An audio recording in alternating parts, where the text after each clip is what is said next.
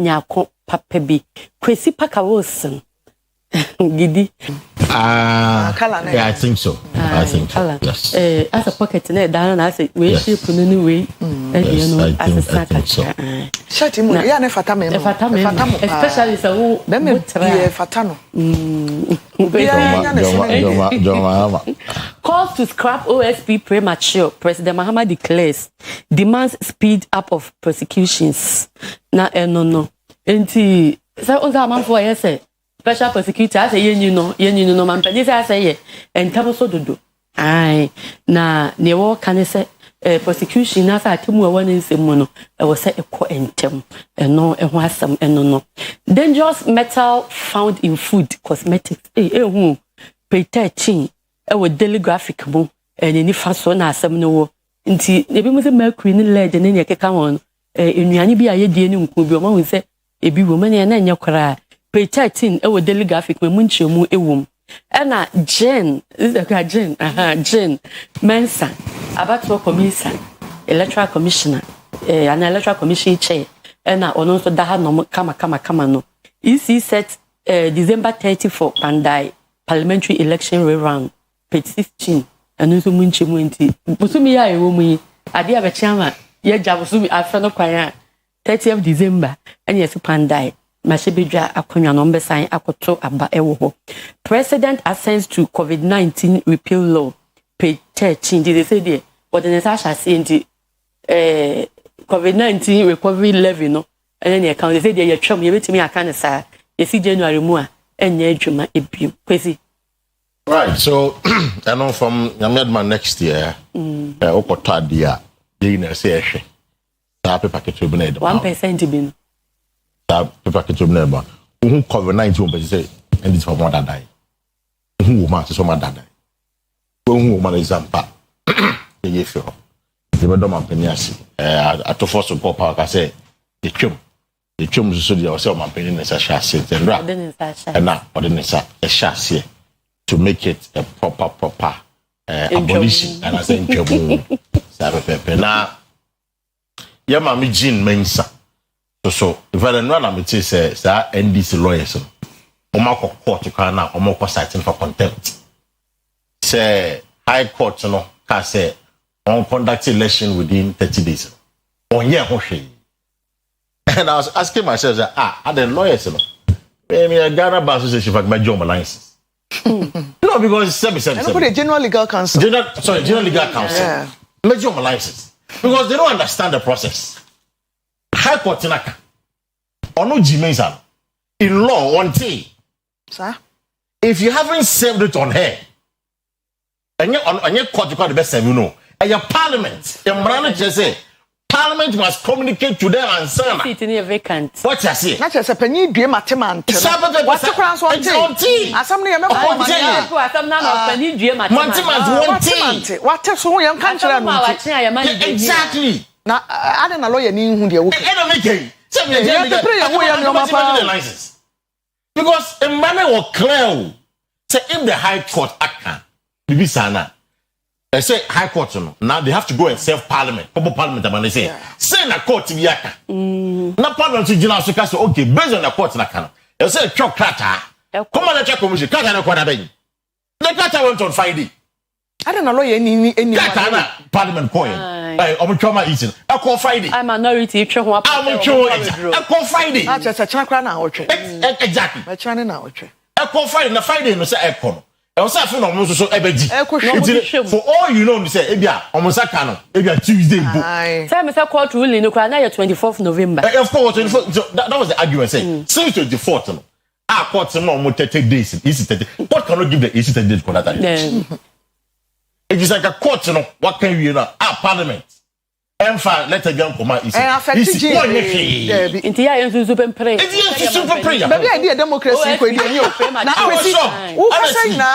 don't know lawyer name their work. I don't say license. They have to take his license. I don't know lawyer name their work. They have to withdraw. As a court to where they are. They are okay.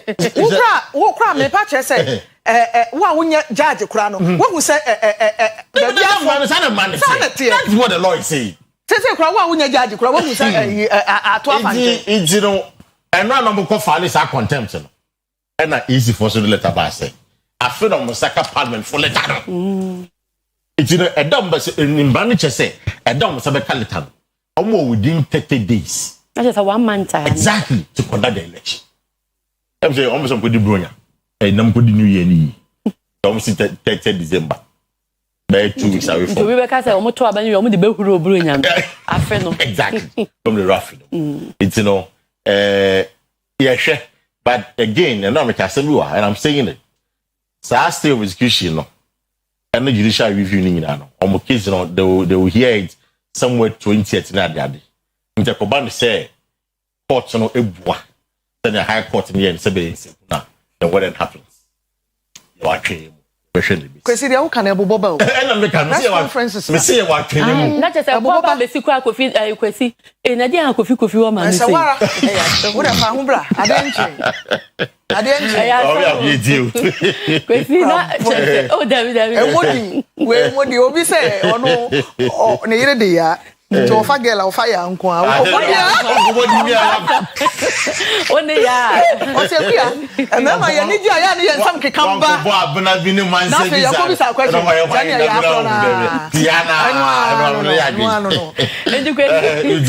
one say, maybe Uche must say, MP no, then has some cocoa, no pay, 41 police stations. Exactly. And no, so the end of the I'm going to hear. Let me say, no, the court.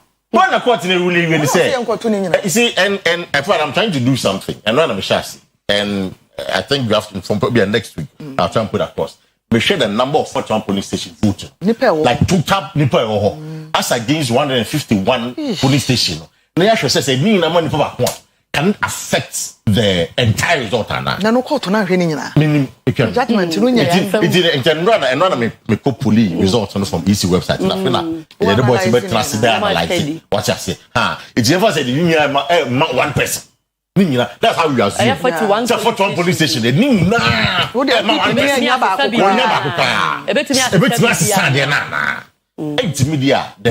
can easily conclude say that court there was an error, which you have the right to see.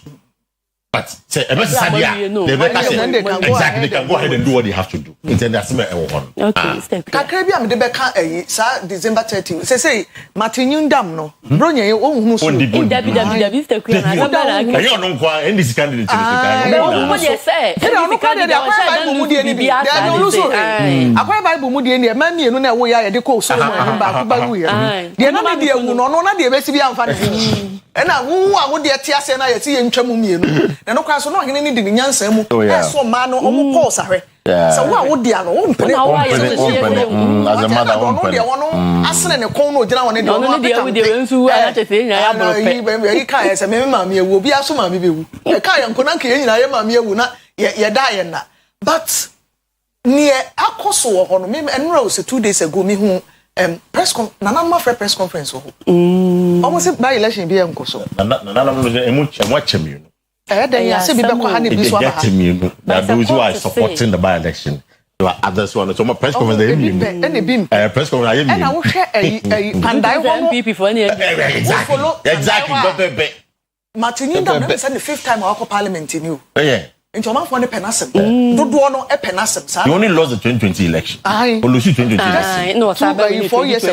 2020 what Metini did. He wasn't in the 8th part. No, he was actually a leader in the. I know 2020. No, 2020 one part. What was saying? Almost penasem. Do no. Ede enyo bia na betimi apewasem na dodo ne penasem carry for no bru ba ebobo ba kwesina wo ka say say enchinyuahye ekoba say Supreme Court ne the ruling ne ba na Court of Appeal e the ruling ne ba na contrary to ne High Court kan ya eno no ntina ye de asem papa na eba fi ana se de asem na secondary na wo oti right no I know it's northern region na but me say baby aboboko nsuo na no northern region fa na aboboko nsuo na no gomba for no line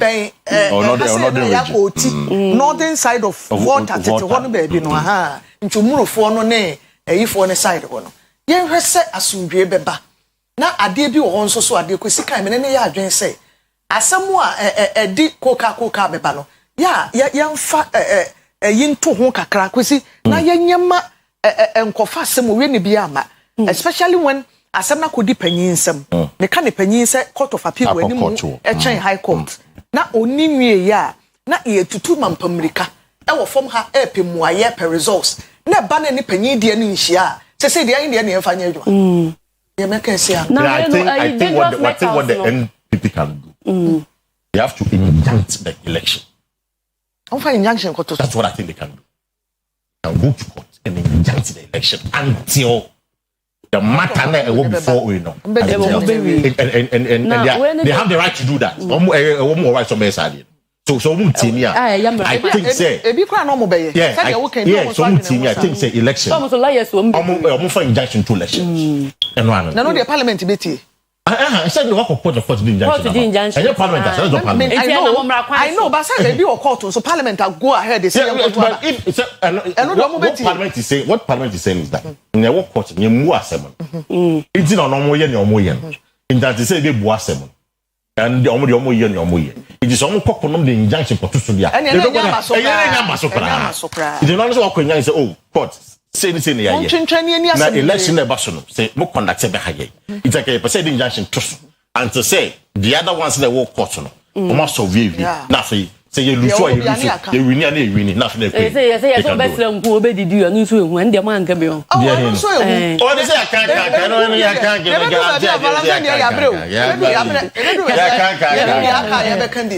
Yamfa Daily Guide and to us Ghana's favorite newspaper.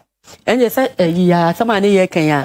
And I hear no one has some Cassiana, the Martin in Dam, and Daniel Nifano MPP. EC said December 30 for Pandai election rerun, and they are campaign 3 in Chomu Ewum. Not Nesrono, Mampeni, John Dramani Mahama, Nisru, when the Bunkum Susum say that at the Wasemi paid 3 in Chomu Ewo Mahama abolishes COVID-19 levy, and also Yashada Edimu and Komo. Na government withdraws Barari DV lithium agreement. Please say munche na say lithium no ho senkaya no. Yes, abayokora yi everywhere na say watwe sinsen eno no. SkyTrain court orders witness to produce 16 emails. Is the SkyTrain hun sense na no. And yes, adanse for no court to say emails means ya no mo enyem family. E for madanse ho. Na Okada bill laid in parliament page 6. Emunjo ndi say Okada na I say ye beye na ya mo mutumi na o ma ya adwuma mo de ho mra na koto ma hye bedwefim. Esi oh, even no more yenda. Two or so 2 minutes. Even no more yenda. The only thing is, say they'll take them through training. They are more proper license. On their age. You better say be yana say ye. In terms of parliament, so was a campaign promise. They are legalize. You know, the parliament. You train them. Pass here. I won't be professionalizing. We'll get to know about it. Now, I'm doctor. They are very reckless. Most of them are very reckless. Most of them are very reckless. Even the brothers look at the phone. I won't try. And you can't say that your baby.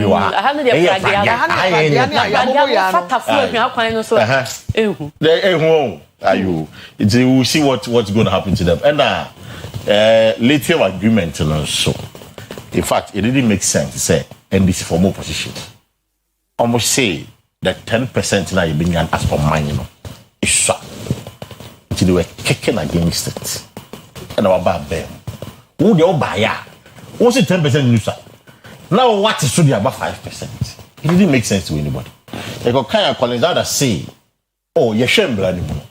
Now 5% or say the money, 10%. Now Satan now walking against it. Now when one shame say 5%. In any case, you can still amend. You have supermajority.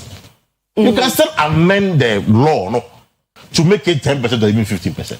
And I'm first to go with Chimwa and say, oh my God, when I said the power belongs to the people. To me, no, I'm for nation. Oh, of course, I'm for the pressure. I'm for pressure. Oh, my GP.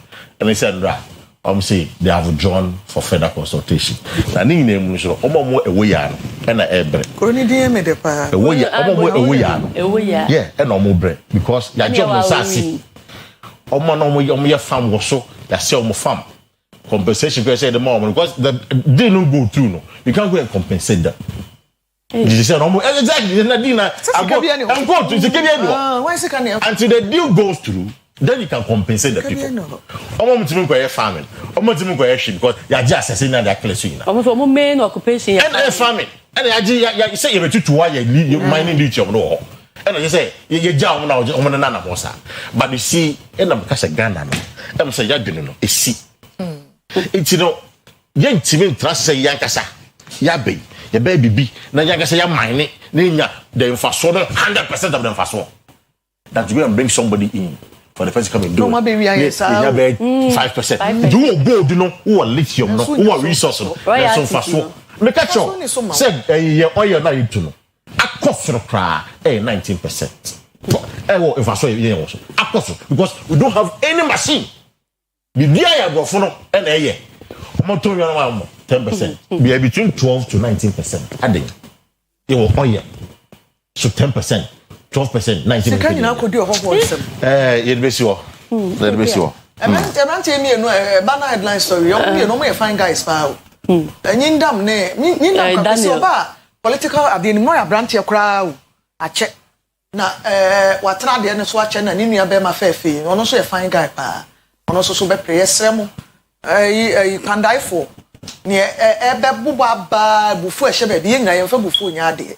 Mama bo trenye adwuma na mmra no se de kosi ka no se bibi wo ho am betimi akọ MPP fo no wo senso NDC fo no bia wo fo se mmra bi betimi agina wachi wo kwan bi so no famra no ye adwuma ye mpe basabasa bia ate wo ho no na Professor me kumfi ni sky train asemi na je say email se nkomodi akoso pa produce email de se ni product who produce de enya de a de bia sa once wo mail ni mu nko ade wo retrieve na de kokota na de akoya wadanse e de agina so ukadafo enso de na ye wu de otimoto so awu wo so a wotika mu ko ti obi timi de sign be sound bebiri de sign be sound se bebiri me say beye 5-6 days ma bre wako admission o de free mu ena me hu so kada e say boys no ko say emergency wa na me ma me da no say every day young farmer could be any pa 5 and 6. They are very reckless. Obeba na ya tesin say obeba na nsa tesin say obi bleedi a me see esizi moja ne baby enyi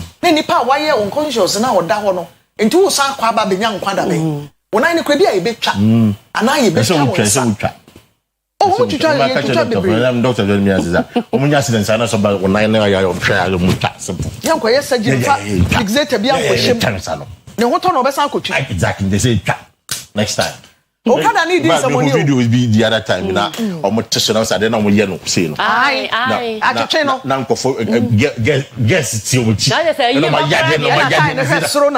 Yeah, mom fans. Yeah, but mom pie is umpra. I can't say. But I saw to be pra.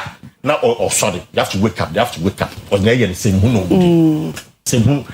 Kwemu. I can't say, ma'am. What you me across? So now say story. Yeah, story be a kind of central region where baby oba wo no turn near ma wo kwan ho.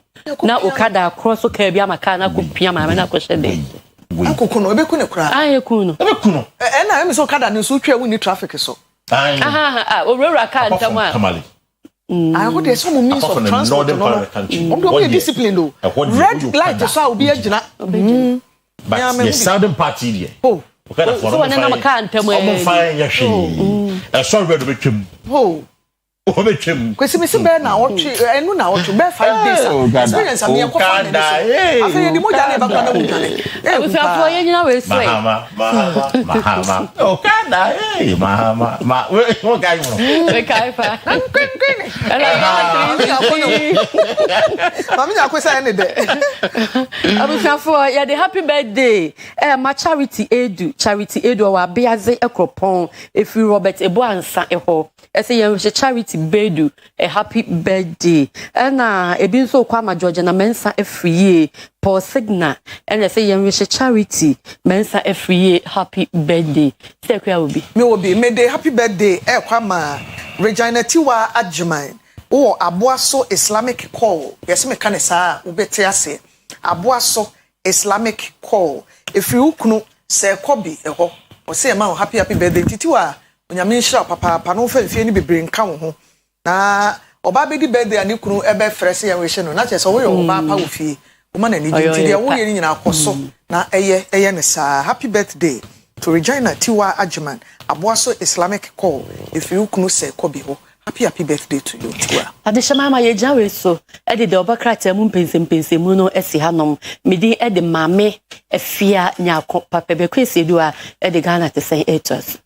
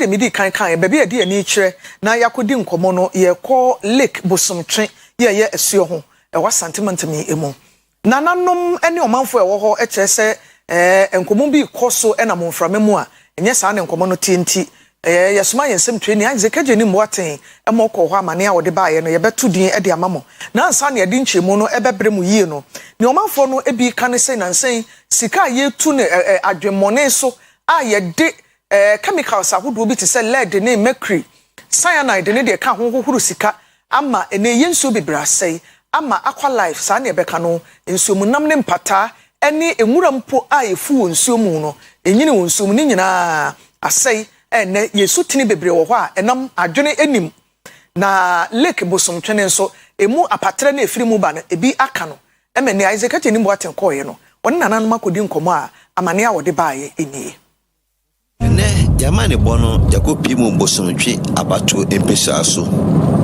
de kuro ba kwa yefe no abono yedru abono dia na esuo hu ata ene ye ba behwe ye ba bedi nkomo ne ya kyerensemu ababa nsemu amawate ensemu ekobese na wotwe ene nsem bia betudwa e wo lake abono ekyerese yesu kesi da hoyi eye awudro bi atimi awura nsuo mama empata no ewu tikoba setimamuni bia ahwibia anhwa na watoa nananom ensie do ensem wenti no kromofo no amfa ne yese ensem ababonten eda abefonten da video no so no enye no kure eye etinye bi abase empata awemu ana obidi akoto abefonten da video so se empata no bibia konsuo no mama patre no so ensa kebinti wo se mpatra wo nsuo no mu no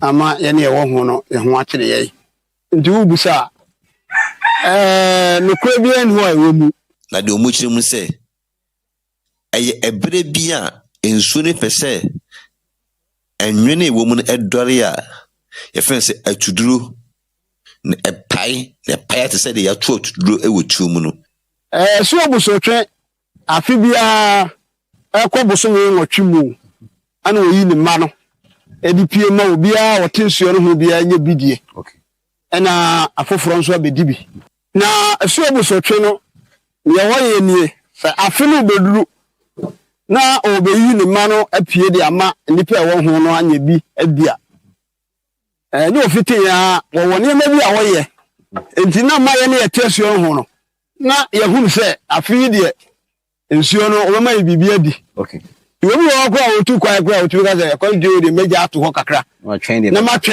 near what I was trading my and say, a free Muslim means Sieba. Now I have here a bus rotty. And Vantilivers or farm home. Okay. 2 months or bus rotty.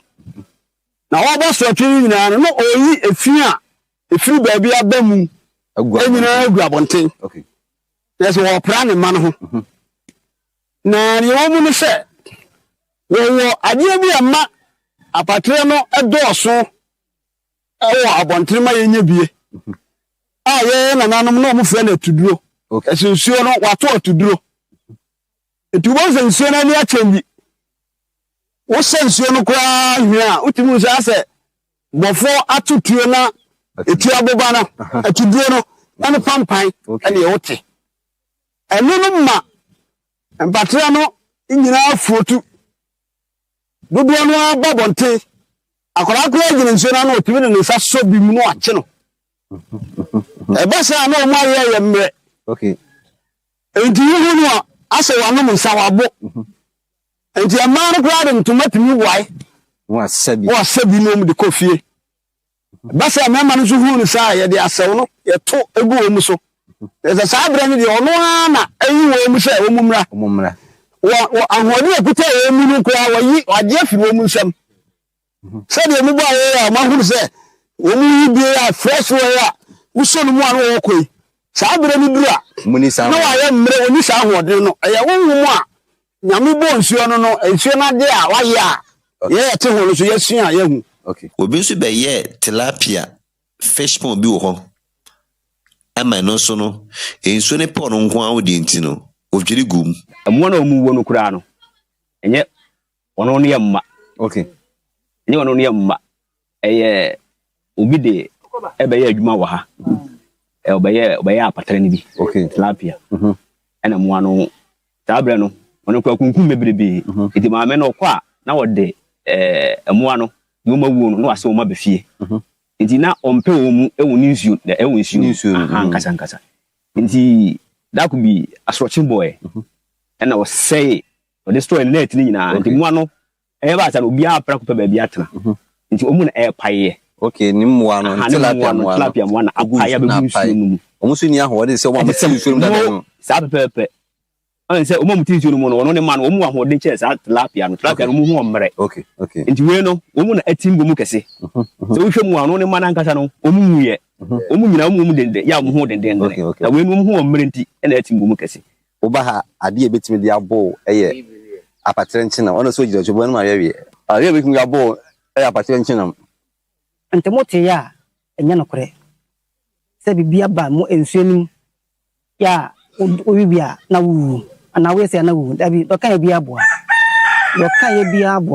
na ne kwa na bibia be se bia ma ya hunu hwe na first ne kai wo net bi apatre no egu ani sana omugu sana e wo ibi fa na enso abi e bi fa aya na ode why net kitabi ato ano na sedua so na ntu duru ho na wafa bi ato kantem na ode aba tutu bu anu a bia hasa ahanu anso ba he obayimu nyama na woni nyina no na wato agu ede na beka kire obi a ene wo kotobie na o manfo no so na ma ede na monfa nto mo no nchiremu be na monfa ma obi a obetobie so so see idea moda mama bay na ye de fam so ama wi ase nyina ate tituni asantemem ede yire no omu eta ho no mu koton no ama obi ate se bo so twa patre asuo no ho no makwa ma bibi fufu bi amam enti sentrani a wo ya amsana ono de ne manaba no ebi na asia wo mu atwato social media no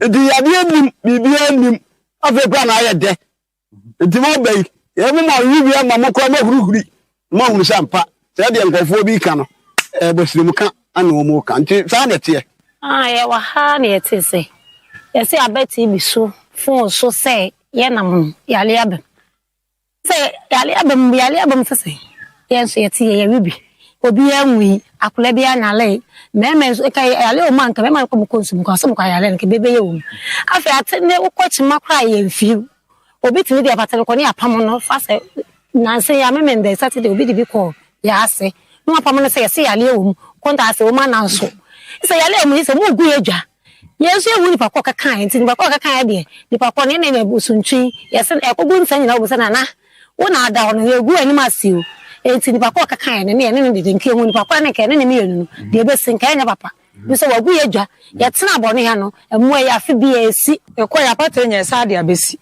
emra nam no yale bi anim obi beto bia sen woka ana hu ade omo makra so enam so ma nan so say yale abam ne nti esi wokọ bi ma no abeto ti ekwa na ya sa de aba say yale ewo enam so yale anim make us na pay akwa matwi mako ni nto se agu bi hu a ma bo ene nta odoko ana mi di gina ha no mu yale o ma san ka mi gina ha nka mawu ka yale ya me hwe nya me na mi gina ha ti yale bi anim na ma efie hwe no so ayeden ama efie ya den so mi tuwa mi kuta nkwala mi ensa na mi ba panini wo classes na mi kunu wuye ti nsuya no ana na meton e de hwe me ma ensuya ya ne ye boafo fo no ana ye hwe ya dan no na ye hwe no ti se ni ba ko ye se kire ne a se mbese ye ba hwe ye ma enu ana mensuma ya mento hwe e ka patere no adwuma e na meye me de bi ko boase me de bi ko kumase enkulase me de bi ne nam sesi awe ya ben me de ko ahwa ne be fi me enkola gumeso ebi wo school ebi wo ahanso enu ana me de boa me ma na oni pa kro ne yesa wa tu me ne me ma ne nyina no aduane na me de me de bi ko ma side ne nyina sa besi egu fridge mi eti ne pa kro de ye so wa nyini hu adidi a me poli no so me wansi gu no so me so da ye a me su gu no so eti ne pa kro no wa nyini hu adi yare bi esi eti ni pa ko no akaka ya ne die e ma ne ya ni abre besunchi a ena masuma betu ma nko hia de pam apate ni mato na be hwe me ma ebi ko university bi ko nurse me ka chire kwa form 1 besunchi a ne ya da no ense ni pa kula ya tetewa no ya na mpenso ni to timi to ana mo ni bitimi yiwu ana ya toton enkonkuru di chukwento mabomu ana wugu so di adedede anu na se ya wiye ana de ba akoye kunu ko yi amde ma de ba akobuma na de anya mo ni bi di aka no atoto na de bia no aduane adi obi anu ebi anya patani bi ama ni timpa ne da obi anya finya ne yada ana de ko dwaso ese ni ewu ya se finya na ansan ne abafon so sa obi ade kosan yare ababosuntwum osori tade ada hoi yare bi ne wo ehye mu yana nanin pension so bi wo ebi ababosuntwum ko fo badwalim ebe ye bibia etiri pakona bi nam social media ne bi ya sana ada so me ni wo didi a na ababosuntwum kire ne tumi ti ba bi akwa bi ne pakona eni social media so se pakona so woni ohu yana no so be gina so so na so ka no so se pakona so no ya sama na maka husband awu bodia ne bodia Yenya bre ko Yenya bre ko Yenya bre ko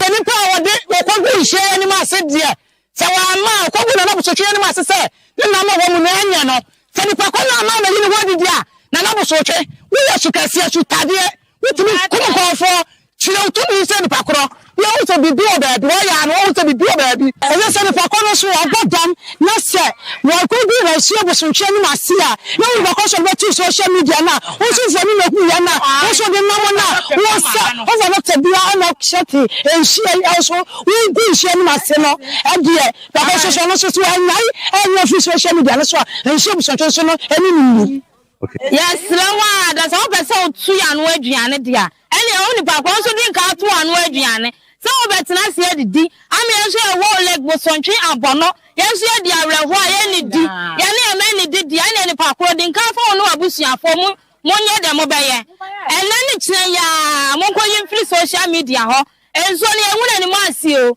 ehu nso na ni mo ase na wo hu nso egu nso ni mo ase ena wo akogina baabi akogu enso kasie we ene mo ase eno na edidi di enti ni pa kro no me ehu na ne kire ya anya se nso ro fa ho nchaw te na eni yale bi ani manum bi aduane se yale o ma sa no mewu tini ba kwa na woyɛ saa de no wonyai na nsuo wo nsu ba kai o obi kura pa ba kura na wonya bie no wo besan hye yi bi no ade kɔ de gidie nyina asema pasi bo sontwe ma ne ba eto munya so mu gu nsuo n'anim asem nsuo de bia ya no eni ade yale bi ani asemo abusuafo we amania James ageni mboaten ede ho nkra efiri bosomtwe wa santimanta mu kra efe na bono ne nkroto ne twa ho ahia bosomtwe ne da ho tetere ne nkro ne twa ho ahia abono wom ye watafram wom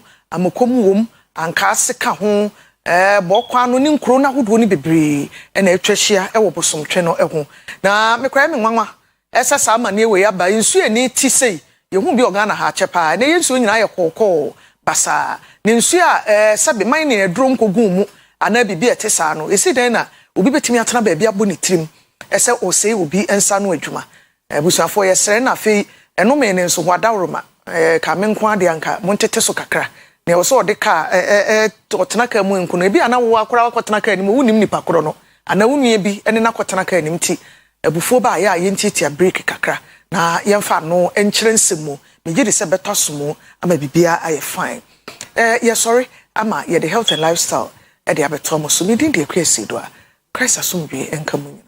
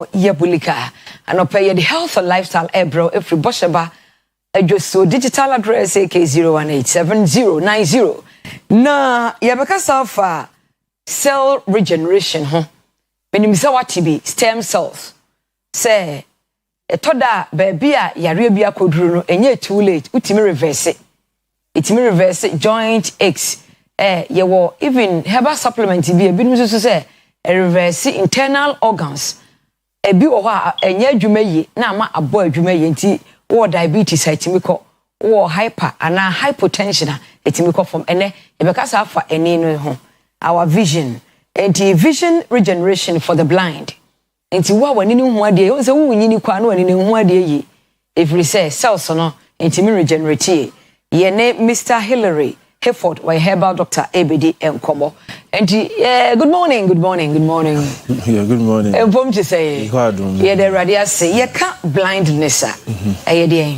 blindness just say kania enino ehunu eni hobium okay na kania no so no adwene no na produce kania no ema enino na enino so epeke kania no ebi from outside edema adwene no na adwene no kira ase nti se ukọ blinder just say kania no adwene no onya from outside na so produce ma enino connection ni eni hobium nti it's light off okay and so say nimpa no kania na me yehu ade kania na me bibia osasi so there are some of the causes normal be itimi the blindness the frano eba causes ni be glaucoma glaucoma no ni main fact in say obesay eni ahoma no your friend no ganglion neurons obesay no nto say sa ahoma no a uhu ade ebi so cataract no lens no ewo enim no eye no Claudia na cloudy Claudia on light no into emo ekumo yeah the better na light no say ntimi from outside enko inside no so cause blindness but no enye serious to say glaucoma after glaucoma no ahoma nkasa na corresponded communicate with enino in outside world na atete and then say ni hobium but with cataract there lens no na eye cloud eye kusu nti e wona sa no eye say opaque nti light into me film and ono say unya good treatment it make clear if you go oh so etimi cataract me restore yeah utimi papa we ni film it me naturally there's a natural way about me reverse never glaucoma so and so we can restore the glaucoma so bit me restore because he say you say sign na stem cells so say we share creation no is an animal kingdom okay. Like the earth is it's an animal system okay nti be hu say mboa bibre wo ho a they mutumi regenerating nerve cells no nti ibe hu say the reason why say mboa no etumi regenerating optic nerve no ni say they have stem cells and them mutumi regenerate na stem cells no yen so ye obi the friend neural progenitor cells okay I will adwene mu nti say you be activate no nti activate no if you the nerve optic nerve na say neurons no be your friend na axons that's a thread no neurons na homa sa adwene no de ba ni no e be say a reverse no back na ye na dwuma say de ye de ball if you do it me when you light will establish light connection no na wait me hu ade nti say no unlike first no the any me say obi ko blinder due to glaucoma in the so ni but see the current research and scientific advances HRS say you can regenerate the nerves and in the so homobia on there glaucoma no cause bit me regenerating nerves using stem cells. Wow. And the stem cells no how do I get it? How do I activate stem cells? What we have to do is we activate the growth factors. When we say to say baby, we are buffer, we growth factors, and I say we from embryo to embryo differentiation. Mitosis, division, cell division. Yes. Cells, they are still divided, they are still renewing. So what we have to do is say ebemano ebe activity those factors some of them are, let's say, I say they are cells no baba share ni num no ama na ye foforo ye enya ahoden no e wo yemu dada enti e wo say ye wono ba bi abaya ama na okay you on it a switch okay enti he said no, the human system is an intelligent system and a very complex unified system okay enti be who say we have some biological switches that we can on and off somehow enti now the medicine has really advanced or research in science is advanced. There is no disease now, or there is no organ, it cannot be regenerated. The kidneys can also be regenerated. Okay. Every system can be regenerated. It's a cycle. It's a regenerating cycle. That is how God made it. And that's the principle of creation. Okay. Human beings can also be regenerated. Scientifically, is it backed? Yes. Researcher who say cell regeneration, stem cells, so no timia, juma, repair, Emma will be. Yes, there has been a lot of articles say in the realm of medical research, your PubMed and others. If they more publish it, Broni say a meta-analysis. A meta-analysis. If I actually say researcher, scholars, Magia to me say it's true. Until there has been a number of peer reviews. I established say vision, the optic nerve can be regenerated. And there have been a lot of published publications in Western academia, in Western medical academia, and even some of the emerging centers of knowledge in Europe and Southeast Asia and others. Because as you know, knowledge is what rules the world, and all the time new development, new advances are coming. And see, there are a number of publications in PubMed and other. Listen, and so stem cells or human regeneration, and I said now the future of healing or treatment is regeneration. And see, it's not only the optic nerve or the that can be regenerated. The kidneys can also be regenerated. The liver can be regenerated. Every organ can be regenerated. And I said, even in the Bible is a science. It's a book of science. And this world, everything is science. Resurrection in the Bible is also regeneration. Oh yes, it's regeneration. Okay. And see the principles, yes, it can be restored back. Yeah. That's why people who are dead will come back again. Okay. So it's a principle of regeneration, as I say. And see the principles or the sciences is with us. Okay. Ours is to activate it, and it works. So in a bravo, is it a ways be or quite be or betting for so ye regenerate and cells on that's how do we generate or regenerate ourselves? Okay, so one, we need to avoid materials a block it and I say impair cell renewal. A bit is heavy metals. Almost heavy metals, your arsenic, your mercury, your lead, your cadmium. We get them from food. IED, we have fish, we have the anukra. Say your water pollution, yes. Water pollution. You see another factor. And it's through the water, it's through the fish and others. And even some of the chemicals that we use home, like this heavy chemicals, industrial chemicals. Impair cell no renewal ability. And say you try to avoid those things. Then also we must also look at avoiding induania promoting chronic inflammation. Because to say even glaucoma crampo, one of the causes is inflammation of the nerves. Okay. And inflammation may kind of say there is injury. And in crampo say it impairs our ability to function or productivity. It does, yes. The same also with the cell, with the minute cells combine to make us complete. And we need to also look at avoiding foods that promote chronic inflammation. Then also we also have to limit something we call stress, oxidative stress. Oxidative stress is natural because humans burn energy, burn fuel. It's a car. Okay. Car will keep the engine will keep running, but it's only coolant. Okay. It's coolant and the engine I know cost overheating tame it homeostasis, call it homeostasis balance. So the same way a human system we also burn energy. As energy is produced, it generates something we call free radicals. Okay. Free radicals, remember, say I say heat. When there is not enough antioxidants, to in counteract. the cells to counteract and neutralize it, it causes stress and damage of the cells. Okay, so it's oxidative stress.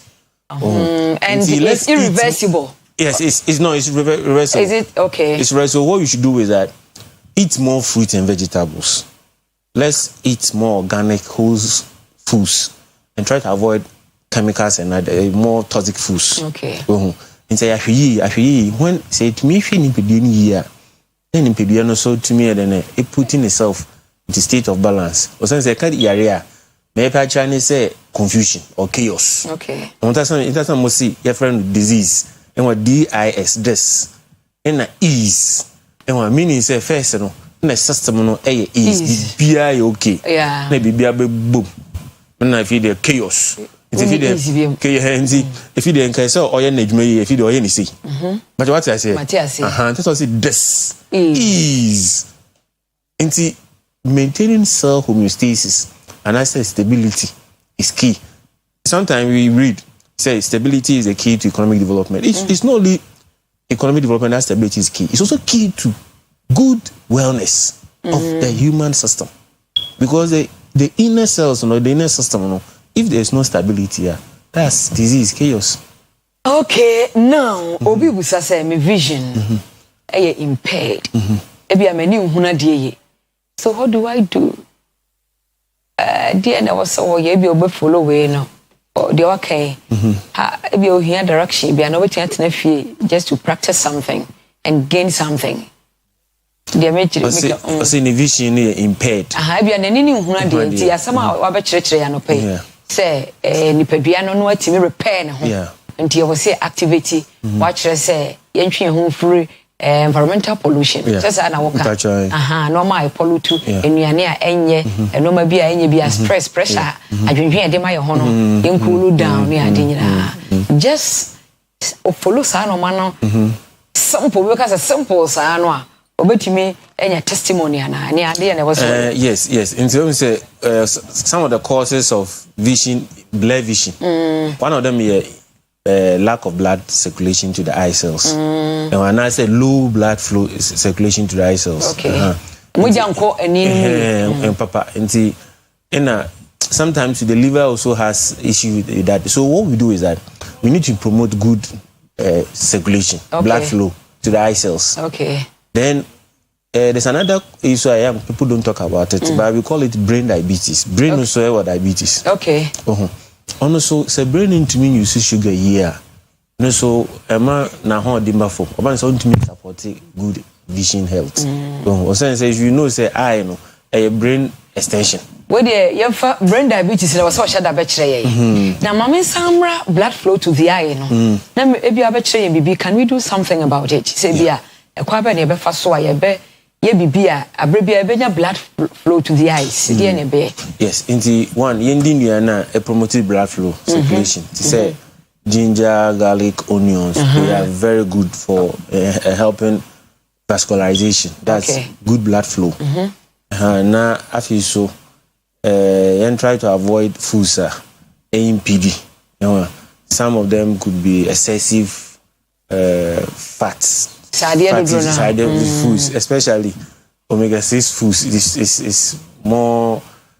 It baby, when you are growing, you need it, but when you get to some point that you don't need them, you need to cut down omega-6. Too much omega-6, because it's more inflammatory. Omega-6, no. Omega-6, and you focus more on omega-3 and omega-9 more as you are growing.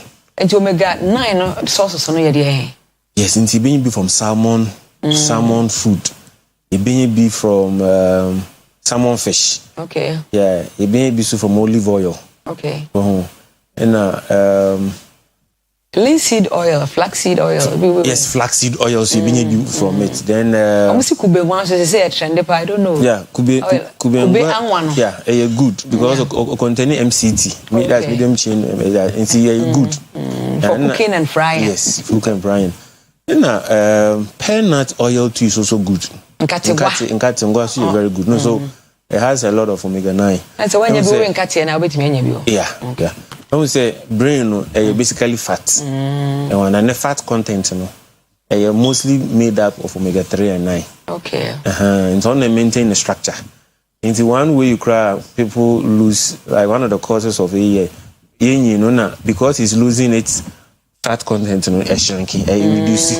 It's about the ability to generate electricity, so that you and I will keep on living, and I know say buffalo. So eventually, when they stop producing electricity, that is when we die. Wow. And death, basically loss of electricity by the brain. Yeah. It is not brain into produce electricity again. Until light is the foundation of everything. It's life, the foundation of life. Until I mean, person come on into physics. The foundation of is basically. Oh yes. Let there be light. Let there be light. Yes. And there was light. Yes, and it's the makeup of human. Wow. Without light, there's no life. Wow. But we invite you but this time in time no come to sign it off. Kojak farmer and the cry one pay Kojak Procode. Obowa umuya ya uti payo.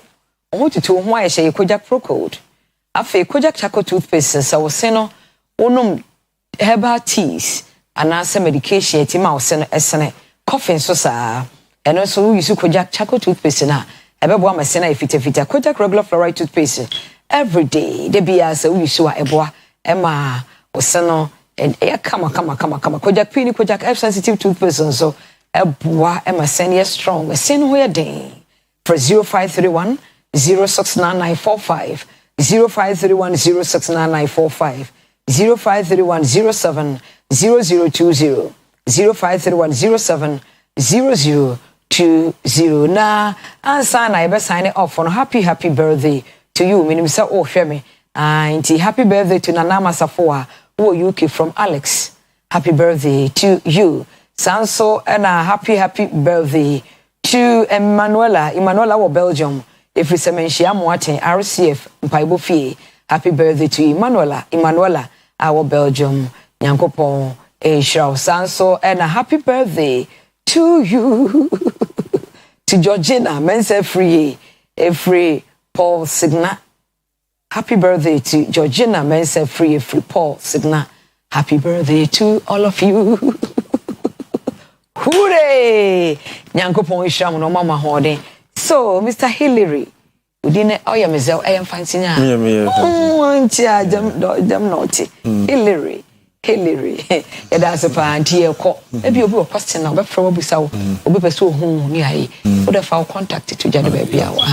Me contact 055 80 84 635 will be 055 80 84 635 and me Tigo. Okay. And only 0277 80 21 27 0277 80 21 27. Okay. Yo, now me wo Konedu maternity clinic e wa Boabo Kumasi. Oh, okay. Okay. Konedu maternity clinic e wa Boabo Kumasi. Yo, yes, mo beauty machine now. You're good start for more health issues. Oh, okay. So health issue na say we here and there. And the final solution, would you do your Oh, okay. Yeah, that's a many thanks for coming. All right. So betray say Nidi and Mr. Hillary. Mr. Hillary, yes. Fantafuzen Oyezawai. Okay, Nidi and Hillary Hayford or a herbal doctor. Yeah, change over. Me move over, Kwesi Park House and take over, or the more crossover, OBT agenda, no deba.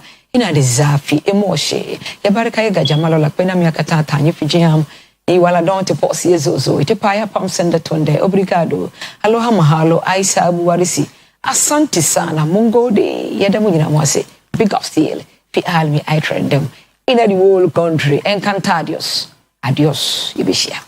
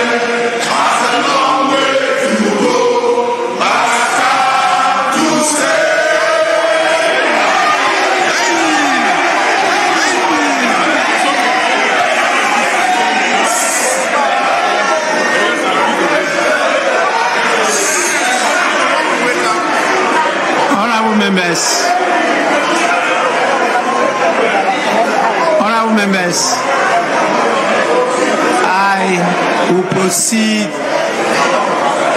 to adjourn the House to tomorrow.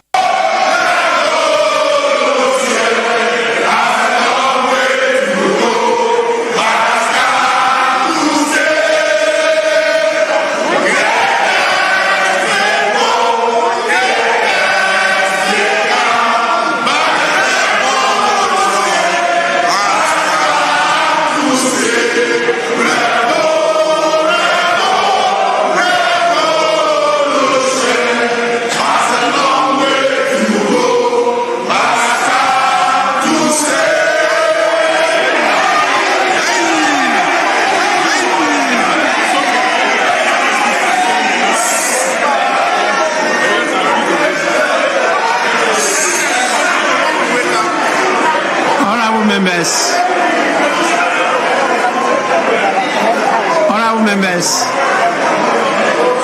I will proceed to adjourn the House to tomorrow.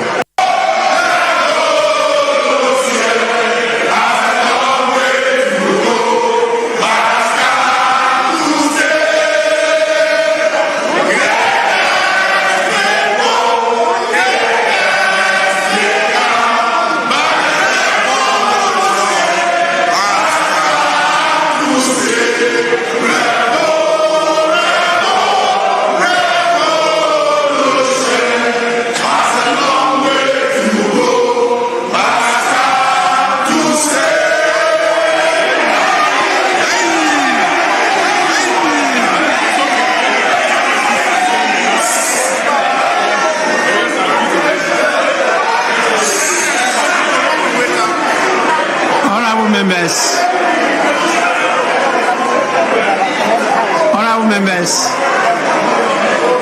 I will proceed to adjourn the House to tomorrow.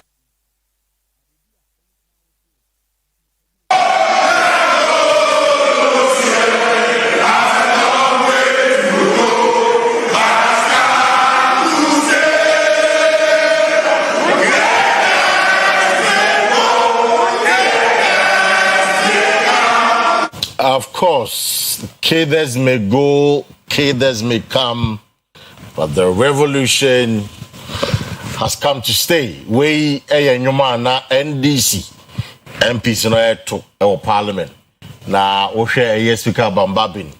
Sibewe chineni na oto na o share ne kosudia. Na just one phobia. You know, 2 days ago, they see our parliament. You know, not pay. There is a latest update about Electoral Commission say Yamiya Duma on the 30th of December they are going to conduct a by-election or Pandai constituency. I don't pay Yebeshe not in the home common because there are real quick concerns. What if issues never courts, you know? Say court in the board the NPP MP. Now then what then happens? Are we in a rush? I don't pay. We spend some time and talk about it this morning. Also, His Excellency John Dramani Mahama Indra Oshia a National Peace Council for na in Comodiano and now Omampeni tu Muse. One jin this say more kasi yencha a year and I young special prosecutor officer young no. Ono mo nyadwene officer e too premature as in yenya butre na ye more time na mo nya adwuma kakra e no san ka say OSP for no so omo so nyere omo ho na mo prosecute more cases na Ghana for enya omugidie. Now on the flip side no, 2 leading members of the NDC in parliament, I hear the majority leader and the majority whip Mika Mahama Yarga and Roxanne Nelson, the Femepo. Omumienu, I file a private member's motion in our parliament seeking to collapse or dissolve the office of the special prosecutor. The American say, some private member's motion now on my file.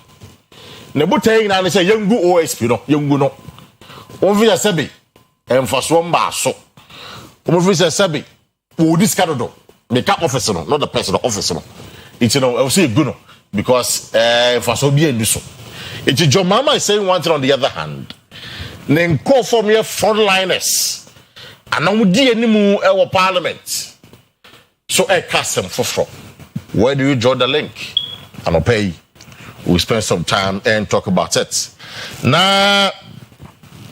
I'm for a quick birthday ma Eric Adade aka guy we if Dr. Eric Bimpon it's Dr. Eric Bimpon say on pay you for a special happy birthday Emma ne nephew Eric Adade aka guy it's the guy maybe I want to pay ya will be ano ya bompa dia ma say am wow na nya ogusu ye bia onto super enguso nti wo fa prekope Dr. Ebimpon almost all the time he's on this show see him for a special happy birthday and from out and them anope ebusafo once again welcome all of you to Oyerepa TV we call Facebook app Oyerepa TV Ghana like a page of our comment go mekani ya damau and anope sana me be phone lines now then you join the conversation with your thoughts this morning. We doing at the Kwesi Parker Wilson.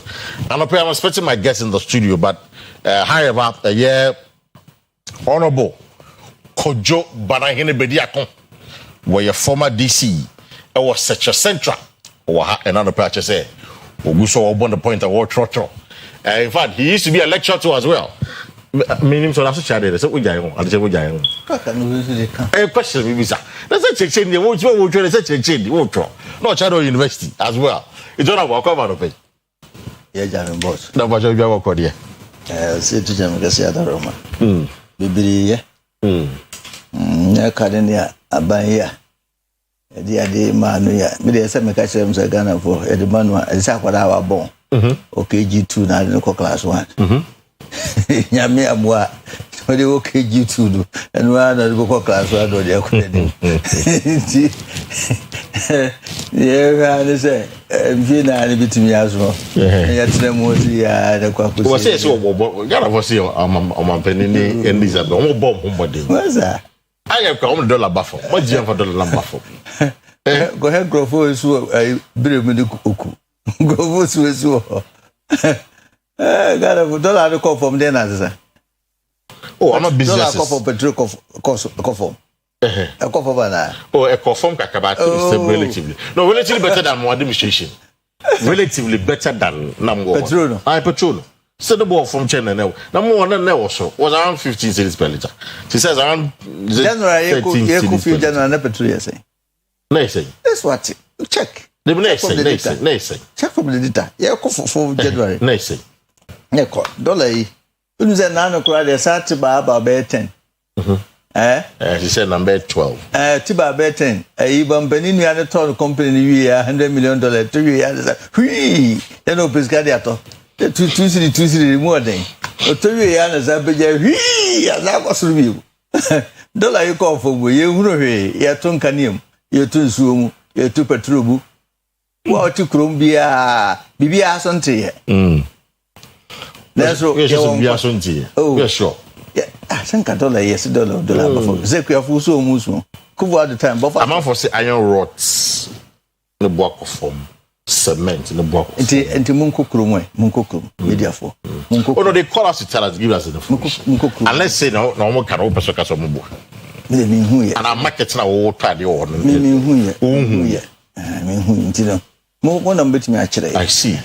You know, there a Bamia de Udimukun, the Tintipa, yeah, Bamia campaign. It was a campaign, it was it. Oh, this abandoned animal catches Bamia baby. Baby near Bad. In the part of no resolve service had not you. Now, about what, Intino, Abasa, as will be a chair the Bobre. Right. A 2 year no who's level. Cophobia no means of 1 year Skaka and told me to be so Musicano. As what I'm a margin. To Mahmoud Bamia baby. In Paya Airba and say, to the out to Bobunia or Frocoano Casampa now. I dream was any oh yeah, and a soon trim. nti yesre obi anya ne clean campaign na ntimi amwa ni bitimi amwa ye mate so me awi mate a baamia bewini banahene nsema waka no vote ko be sa koso dia vote be sa koso the vote be sa koso okay what ka primaries na dia primaries okay all right sure mate ya ma ko to bi echi da obo ye social media na you no mo na echi di pa MPP for primary. When I saw the post, I was like, that reason if I'm home. On this note, my remember Dr. T Akwaba, Dr. Isaac Tufo, man Dr. T, NDC Regional Communication Team member 1 out of a doc. Akwaba. Oh, NDC Regional Communication Team member. Dr. Isaac Tufo, a pharmacist. Oh, Doctor of pharmacy, a pharmacist. Honorable Mr. I was today. Well, I mean, Chairman, they was today. I don't know for a public debut, but Mitzi Assembly. But let me put on record. Let me put on record. Let me put on record. Say, Kanena, not end this not catch food. And then Mr. Conan, and this is for a lawyer for, and this is for doctors for, and this is for engineers. Senior Parker, even that statement no quite wrong. They are wrong. Mr. Kanena, we have another boys. Why money do more NDC? How many front runners of but I don't do now from PNDC to NDC? How many front runners? As of front runners with not only for doctors in that MP front runners know who were they not so educated. Of course, they're very much. And the other now catch yourself. But let us not play the ostrich. Ashanti regional chairman or Ukrum has said, "On to me." Want to be the regional chairman with MPP or Makuma and look crying can't want some. Oh, should I make us? I think Mr. Baby, I had to know your mom educated or more money educated. There's some man yet to say NDC, no, MPP focus from day one. Doc was MPP. From day one, but no. What some miss Dr. T. What's that? Miss MPP, MPP for long to say. NDC for so to say. They drop that name me and drop on two ones and I can't ask me. Because Nick I may some man buy a bus. No, Sinabaka Miss Roman in Chile, NDC for nearby.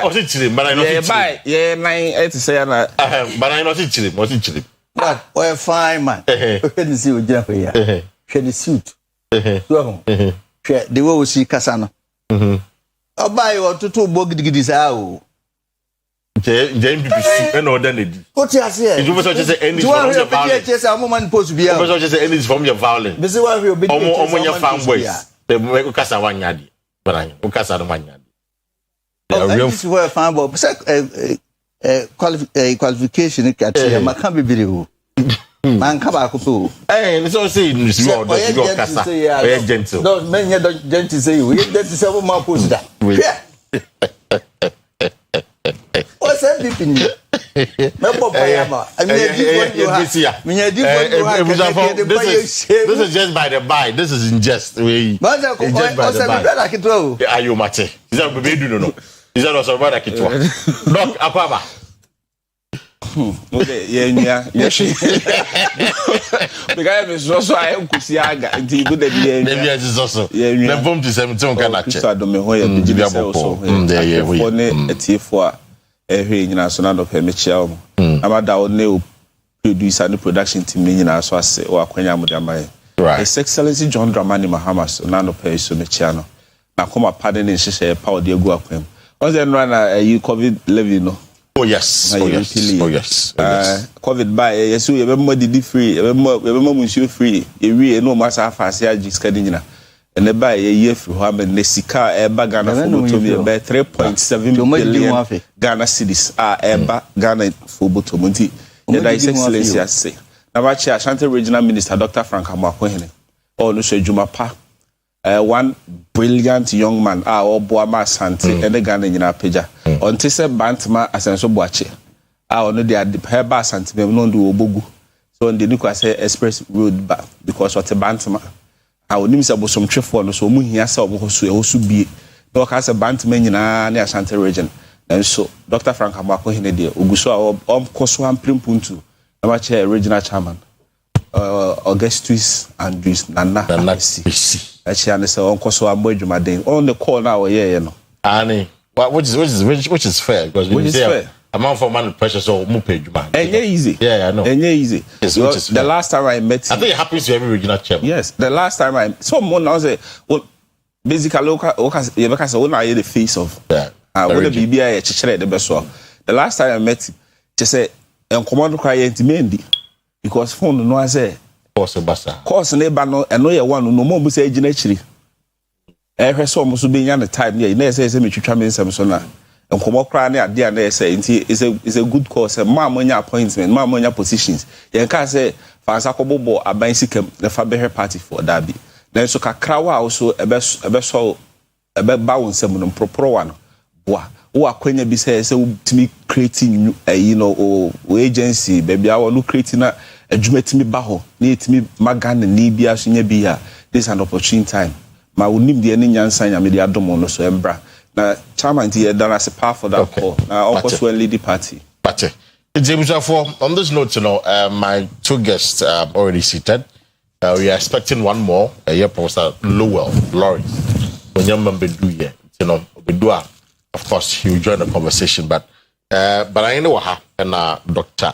Tufo so and the other so but I'll start with the Dr. Tufo because a man for raising concerns kakra about NDC for Subayo more than they do a parliament which and the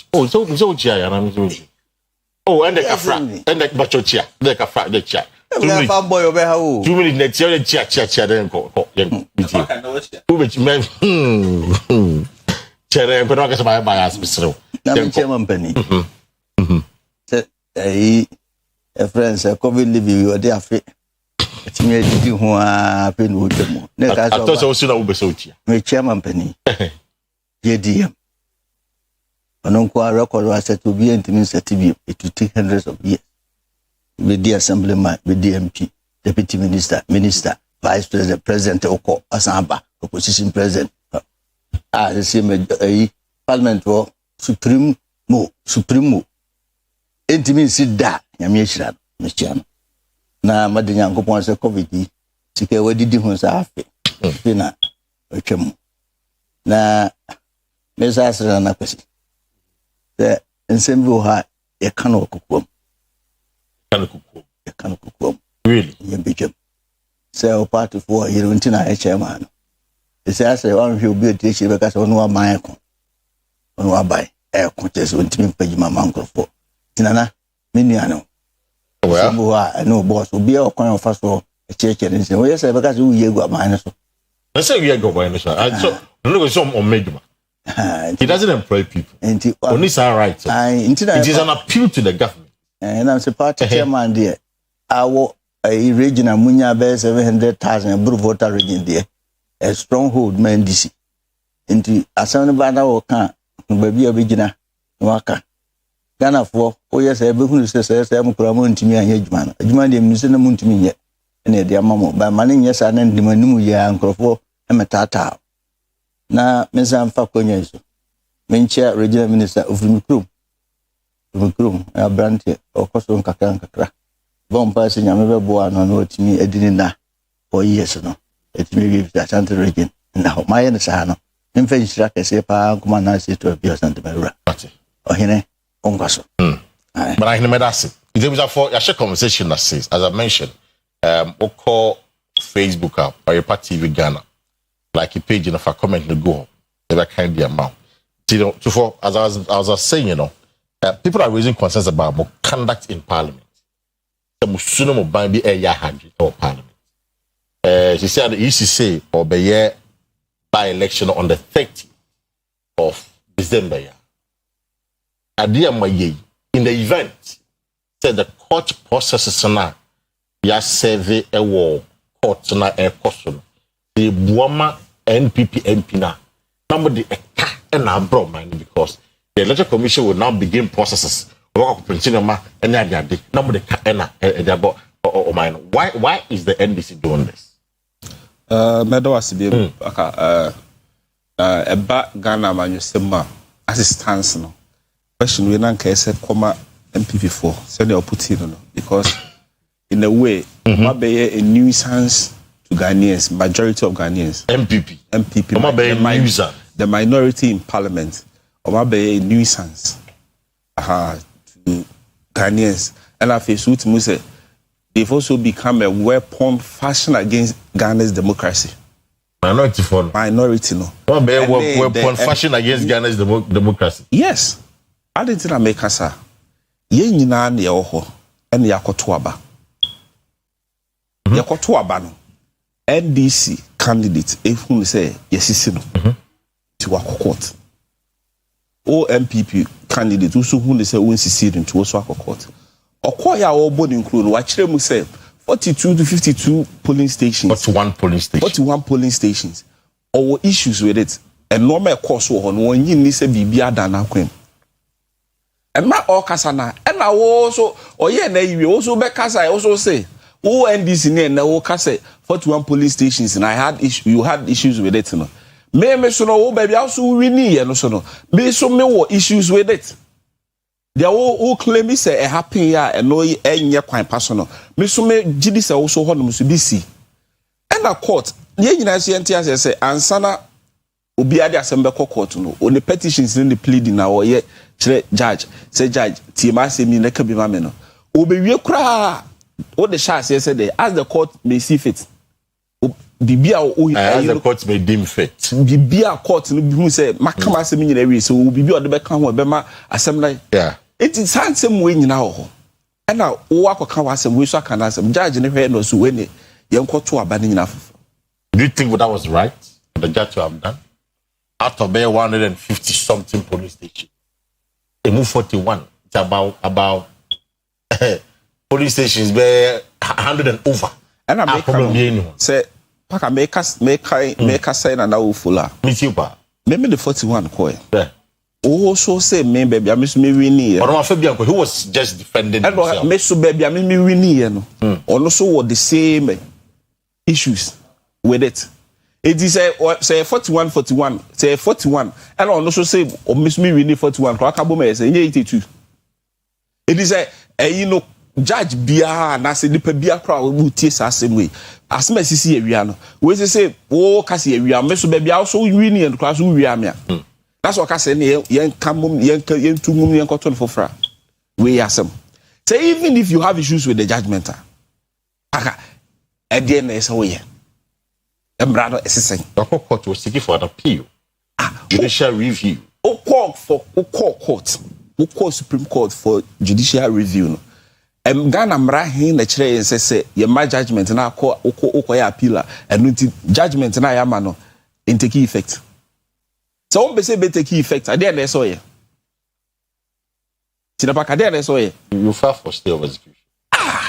Enti wonni mu ade we nyina wa anye na begina yi no parliament fifiri so wo ma proceedings nkoso a wonyenye nuisance no na wa dane enye weapon fashion against the democracy American enye no na wo yi but you see a case be sida and by enye be sida the same speaker I don't know camera catch you say we should allow Jachikweshi to exhaust all the court processes.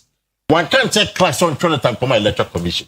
Everyone said away there within few days or say clerk in Trinity and Common Electoral Commission. That is double standard. So what kind article Ghana Constitution article 99? Me too. Lost no. Me too. What kind? Me too. Actually say and then the state you on. Me too. Or say seat no be vacant. Clerk no nya den. Clerk no the juma say this is an administrative and even see ba ye canon normal face so why the rush for this law necessary why the rush for this law emra necessary ye camera enye ho under Jachikweshi die no samra ye wo come asabi na ho under Jachikweshi me say me nya Jachikweshi no was pandai na me beka and I'm say emra necessary didn't activate sa emra no under Jachikwesi. Emra necessary. A banison and Dedia under Matthew Yindam no. War activity Samrano under Yindam. About parliamentary proceedings, a honor say how declare seat to be say vacant. Ubetima found the two fools from two angles. One, over say the in process, and I say in-house process. And no, they are knowing here judiciary. And the second one, judicial control. The in-house process in there. And no maybe see parliament in the Bible show say and the Bible declares a seat in the vacant. Ebenezer will be or resign. Ebenezer will cross the carpet. Ebenezer will be I don't know here say court in the Bible catch will say I assume seat now vacant. And the clerk now be follow the process. Where should they a party aqua court it is within the domain of the judiciary. And a party there call court no. Where clerk no cry no who in here cry so obey you be inform me easy because easy was in a party to the seat. It will be a party a buy a judgment in the answer no. Yes, no. And even if the clerk cry yanka by the judgment nearby no. Question be say we no. The same, you know, answers no what they every day. Because question say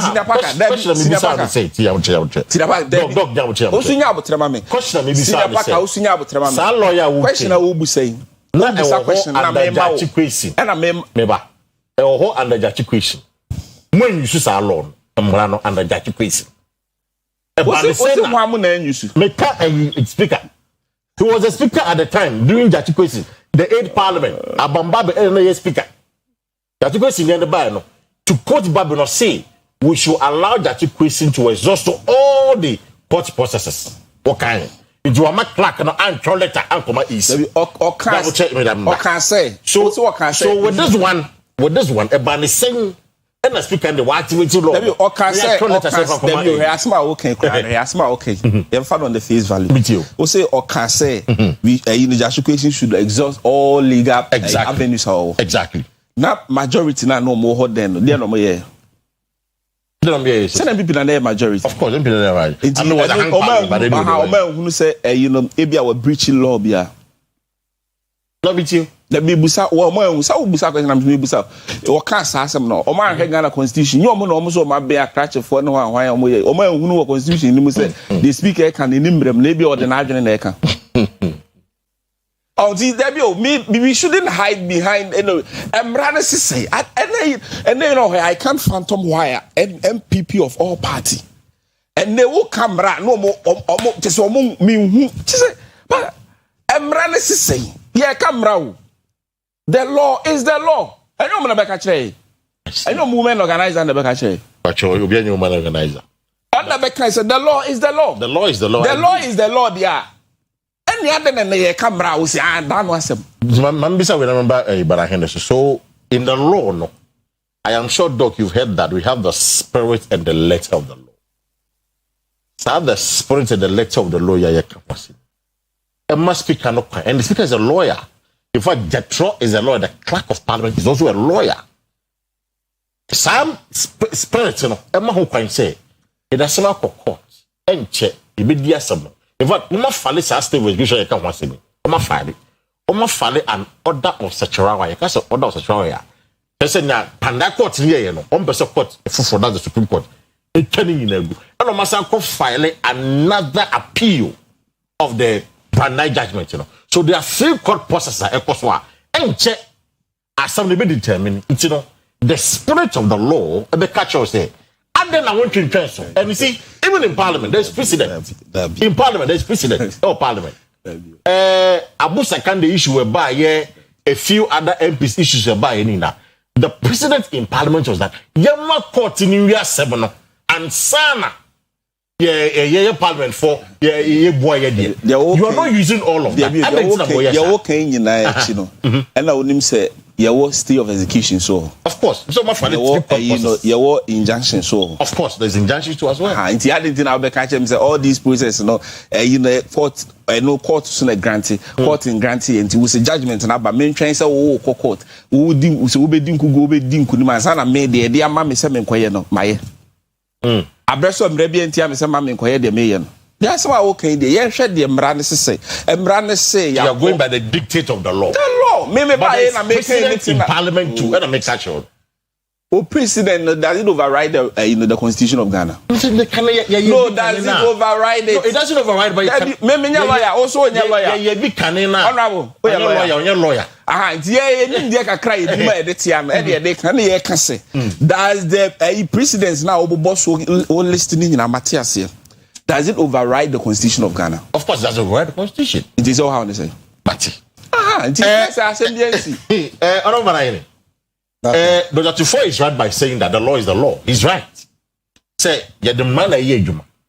It is a high court ruling. You may not be happy with the court ruling, but high court ruling quadia. Our say parliament must activate in Rabia Obiano to declare the seat vacant. It didn't have more than and share and pass. And Senator to embassy doctor, a medical doctor, and I pharmacy, doctor of pharmacy. University. Time. I'm going academic. David. I'm going to detect some check. You see, sir, we can see. Oh my goodness. Oh, a doctor. But I hear it. I need different from Zobia or a PhD. Remember how I've been in discussion. But I can see pharmacy doctor there. And you meet him now concerning the same corner. The law is a quarter of the budget. Yan children are saying for Bam. And now we are. It's crazy. There is them and no. I've been back when I don't know. I don't know. With you. And Brano, and so Toda, in the spirit of unity and oneness. The tree boys say, yeah, the innocent and bear, there some be a bed. And cheer you. Vietnam, my. Na assembly diwi na Mbrano wo ho Mbrasa ho di assembly wi na independent file for appeal granting na yan grantee one file for the friend saying still of execution to train ade na mode amam so nkonko ye no train. The case hasn't been heard. Young case until what the court right munim mate but it's been served on parliament. So, and America say, "Munim means formally you've been given a document, a notice." I just say ni ya kaimo. Until the April. But money the fact you are court ni yamua ya no chese. Onyamua edukwa na court. You just be na court no mu amount. Say ni na no ka say oh, yentwe ma na ezo se oh the mrano be nyina no. I didn't answer Sunday. Maybe they aid in law. This I don't want to aid in law. And the could have been back. Chief Justice, you know. It didn't a pay. And I'm a bit now. And Camrano crash and this for Butum. Manation is for Butum. Maybe I'm mad and Timmy should be. Messi Muan and Mrano. As this for Butum. Now you are man to say so much platform beer. Mampenini microphone that's why. Customer no atiam. Is a platform there platform? Oh, and it's a farm. Set Mampeni wo Jubilee House you no energy. If it's serious was onya no ndi nkomode bia wo. Nti ne wo person no bi di ha se madwuma mo platform. Of course. Nti musi wo person o ka bibia no ya family just no manja de atoso. Se ne metimi control wo yie no mahu say I'm in charge. Enti ebe kwado say ya ade wo se ni anu nyina ate ase se Ghana na e ba akopɛ ye de tumi mawa na mo ade so akɛse pa tumi ni ade so akɛse pa ene de amawo who abuse na duru ba bia it will shock you. 1992 yanko parliament 96 ni pe ko no me kitua bi but in 2000 kufo uni be 50 something with alliance. With alliance. Yes. Whether alliance or not, vote to Nyan. Nelson. Some more no more penance in be joining. And there was a man this for Tiasia. Say Ghana for Ghana. Abano cry to the population tomorrow. No. Then you say, oh, man got to be. Inti also mo manufacture no manage. Say near cost one, send a Ghana for boom for. The Ghana wufua Emfa ho so muni power parliament. Ah, na ye na no 2016 kuwa de ni send nyae. Within 4 years. Na difference ba akopɛ. Ba akɔ kura no obi na de no boy within 4 years. Ti tumi be do nsɛm a de adeso akɛse pa na ɛdɛn. And so manage. You see, you don't have to complain because what the education. Year 2 for the winter. Oh, I'm the one I pay extra channel. Yes, see, but maybe we're finally still of execution. But Babin, one young no pressure. What happened? In the Pacron one and Nano no saying yet. And then you are done and not can and you crowd here no be better. You don't have to complain. Scenario Munipa is a complaint. Senra Nenya and then so and yet. But no man condemn it. And run and no man condemn it. And run our man condemn saying, and people man condemn me and radio no. And not then a more condemn. You more condemn now, no dear, no check when so then or ye. Ne parliament in lesson in Aso. Our tear for no, no, we are not taking decision. At the amount a boss known to me and near to Abano. At the end of ye. Then run the parliament in MP before the Anna. Was not. Nempesa mekanse se 2 million so tu jam kaze boaw na be du nsemu a ye korakora no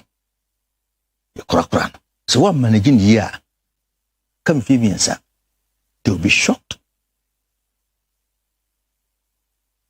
as opam hufu be du babi no wagina ado baka so ho ayeye buhun berma timi dem fi se mu hie vote we mfa mehwe Tirio, on here vote, just among go for an intimate casa. As a kay, done a parliament requires over so Katia, another house I can't near be interpreted my. It's a woman I call Brofunqua. And you go for being to make us on my embrace.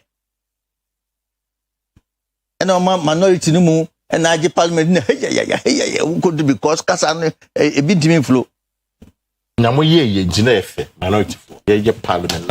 And I make us a so. And I made the median of the chamber. Make us say, oh, Bunia Katua, Monina ho. Unia Katua. So when you didn't know Bonua, Monina ho. Crow, no, I'm an the blue mouth. A dog was a woodsy sitting burrow, so one of Freddy and his cat about chow man, now, or be pijat hono. Now, penny, no, nay, fruza. Medium be fee, say. Nya ye na no osenka ye nenso ka gbambagbe enipa mo ho no mo andisifo mo wei bibie ni ho mbeka sa mo to a mo wini nti ade we aba okay se emaye implement ade na aba na yisifo ese maye implement nti ye parliament ade se ne ya judge timi di asemba chief justice timi di asemba na ba gwe timi ka se mo de aba has ye mfanye jiba ensi ga na ha and the nemra na nyemra the law is the law na Dr. Tufo ka ho se me me say that time nemra na nyemra separation of powers you can't impose something on the aha ebia ne ka ho se me ebia ne ka ho se me ene de ohunu se da bi ompre what auto parliament do for several na ye banta and the then auto parliament do for several na ye banta and the one pne to ya no ba ma me we yengino ye begino me say mra no e hye ndisifo butom ni omo pe and ombeye am beside that question na mo ye o parliament till I am fe more MVP for oh na me point mo ye person mo point to kana ye mo da be na no die da no die ye kire I will be parliament in 50. Na enye parliament ade wo so mkokoto. Man kokoto. Parliament in 50. Me so man kokoto. Why na ahye so be akunya? Oh, ono na on be so obedi ne huni. Na kasa tie. Me say oh tie. Ena no de ye bai. What kind of differently? E de na asesa. Ebi akwara no osun odi de ma so na odu aso no odu anu anso na nemu enyinya o utanye ko be hwegu. So the bottom line is that and I know you went in this direction and then at the end about wow timi kraka say chief justice the supreme court akasa wo so mfa nya dwuma I don't know where they buy and all pere ho dey na wo kwakwa say no you don't fear competition. They said easy their bus at 30th and the by election. And I'm going to be maninka. Let's say Mudi say Mubini election now. Mun conquer by election. Na yan two abano. Na yan say MPP and this is on a couple of Scafurano. They are Cotuaba.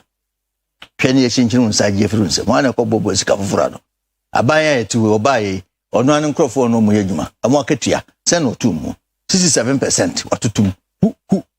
A Jumel 4 Ghana for Ketia. Send no 2 more. Johanna Ekofaka feel only a content crime. No, sir, or no, I'm say I got to a bar. Ye winnie. Now me hear some over Jeffrey and some. Me swam is through and say, Opamu Hufua, or turn Berma. Tisram is through, and say, but to no air quack to one. While we are never ranting about will be with Hodom. No, if we say, yeah, do one, ye nipa to a baman. No man got Tiasia. What Tiasia? We just in nipa bako. The by-election to be confusion about. It happens all the time.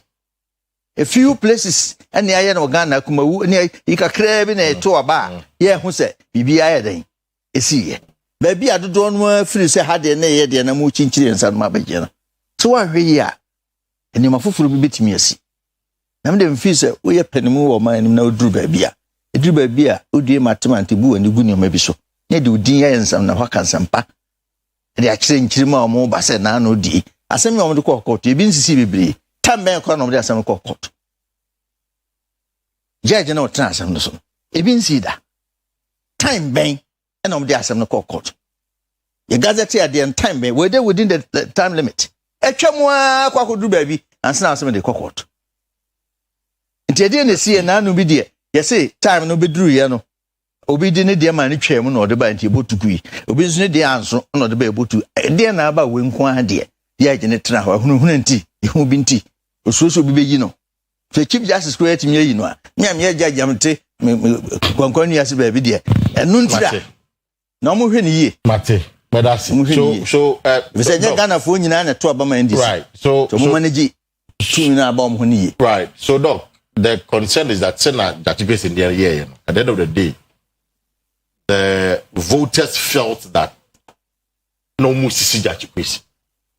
So they voted in protest against the MPP at the time.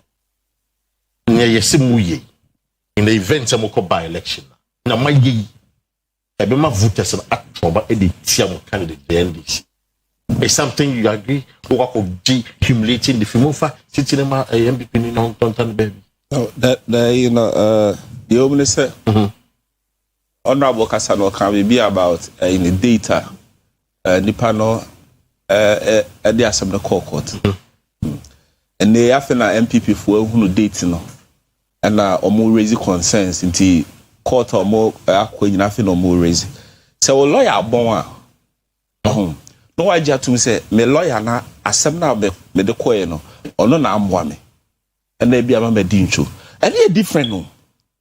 Opaka me dey how many years asemasi na person be kan okra kire on krofo na dane ntro ne ruduru adasem o lawyer bon so lawyer no wa bon ana wa anye na dwuma yi enu nti na me edi etia wa no wa be kan se okoye no e na ye di etia me because ma anye na dwuma yi eno ye but dan so ba me na it say oh obi na go file case no e na in the date no e na ye say tabi o lawyer hunu no say ye buatia wa fanisa we court down ha bobo no obi do obi show obi botom ne de ye okroma say ketasehye ne proyenti mamu ni pai no former GFA boss be catch say na nado shen botom nti si ed bibi she botom de a ende nka mo gate ano ne boaboa de besi de obi se paka abaye to no Ghana say de obi a hwe so de to aba and found when say o me no na kwa sorry we ye me krom ni we ye hwan o fe o honye fe o wade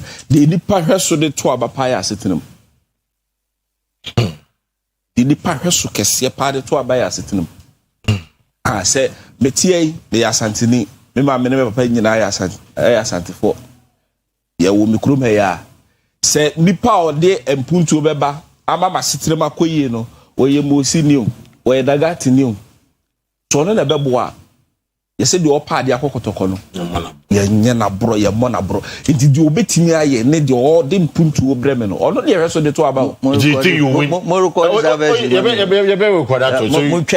you think that we win the election no it is say because of the past trembo pan now any share pie aban de agu akwam enye just we ye konkombe ni we ye gwan we ye hwan na you know obi sisi no obi so o ka no kra won kan ni no kra won kan say ye bibie no ma so ama panda obi ahunu say nyesisi ni esisi no emrasem ne ye ka no so o ka no kra kire ne nkrofo say me lawyer na amoa me e no kra no na ka de wo kan ka be ye you ba be twantro ma ne say obi na esisi ni ekirechim no obi ahu say obi ansisi no mo lawyer na amoa na wa so na ohunu asem ka any different it's when asitena mu na nipa no be hwe no de ato aba his excellency by so wa be dia dance say and they Ghana ni bia ehunu say and yet there will be light at the end of the tunnel.